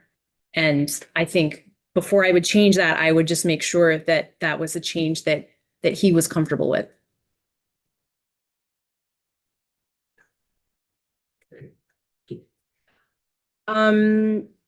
Yes. So I assume you had a walkthrough. I don't need to describe how the minimum duty of care is, how the mechanism and how that works. I was going to just say, I love the default privacy setting. That is something that when we announced our lawsuits against the social media companies, that was something that I repeatedly said. And I remember when I was saying in my remarks publicly, I would say, we don't need a lawsuit or a bill to have these social media companies decide why not have the most protective privacy settings as a starting point for children, right? They're protecting themselves and they're certainly protecting children. So I love that that's included. I think that that's a kind of common sense to include that. And all the rest of it makes sense. The rulemaking I already touched on. So yeah. Expedited rulemaking authority assist you in moving things faster. I don't know, right, sitting here, the difference between expedited and regular. I assume because it's expedited, it would. And, this is something that's really important to me. So I'm definitely not going to be doing any foot dragging, I assure you. We'll move as quickly as we can, but also wanting to make sure that we get it right. But yeah, we can look into that and what the difference would be and get back to you too. Oh, okay. I think it's 2027. Yeah. 2026? Well, the effective date's July 2026. Okay. So it's, gives you another year. And it gives everybody a year to come up to speed, gives the businesses time to come up to speed, gives you that time to create the rules that are needed. Would we need to make clear that the rulemaking should begin before 2020? If we need to, Yeah. check that out. Yeah, 'cause with council, but Yeah, maybe the effective date should be, it shall take effect in 2020, except for that section about rulemaking. Yeah, maybe that's the way to do it. Or you could even do it like upon passage if that would work for us too. Get started on that. yeah, I think then that gives you enough time to create the rules when that comes in, when the law becomes effective. So Yep. I don't want to leave before pointing out, this is novel. And so anything that's novel, people are going to scrutinize and wonder about, and we always are aware of the possibility any novel law has of a lawsuit being being brought against the state, which I would defend. And this is certainly defensible given the harms that we know about and that are sort of public. remember the Surgeon General himself said that he thinks there should be a warning on social media products. So, clearly there's a harm there, but just wanted to flag that. That is something that is, is real with any novel legislation. It's directly related to that. Something that we've heard today is the concerns about the expense thereof. And I was wondering, having had experience in litigation with very large technological tech corps, what is that referring to? And do we need to be as worried about it as some of the testimony implied that we might need to be? Oh, I think the idea is depending on the course that the litigation takes.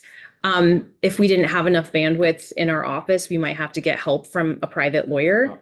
But, lawsuits normally begin with someone files the complaint, they're all excited, and then someone else answers. And with the answer, they move to dismiss. Nope. And so it sort of depends, like at what point, and what we have seen is when you are the first person, like California was, to pass a law, the industry being regulated might have an interest in finding out, like, is this constitutional? Like, they're going to bring a lawsuit to sort of understand the shape of it. So California has, bravely gone first, and we can learn from what they have done, and we'll continue to learn through the process of their litigation that's ongoing too. But the thing that was the real heart of their lawsuit is not in this bill. Yeah. Very short. I don't have a hard stop.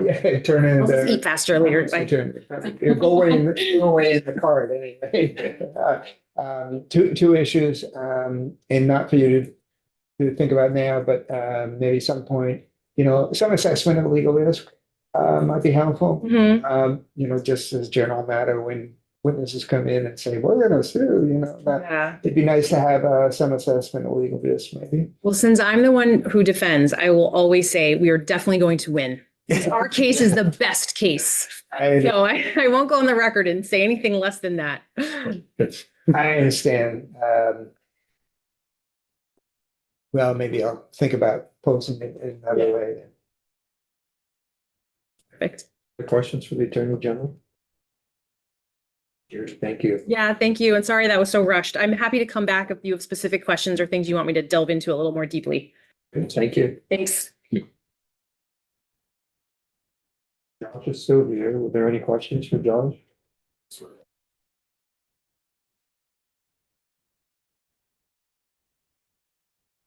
Thank you for coming up. We appreciate it. We appreciate your advocacy as well. Thanks for having me. Thank you. Thank you. That's it for today. Remember the clock tomorrow, we're in room 11. Lots of people to testify. This is on the tariffs. Speakers sent out a press release on it. So the speaker and pro tem will be doing a welcome to people. We have a number of companies from Canada joining us, as well as from our companies give testimony from. So let's be there on time. And remember, while we're there, if you have to take a break, go ahead and get up, and don't worry about that. I don't think we'll have time. We don't have a break built in, do we? Yes, we do. We do.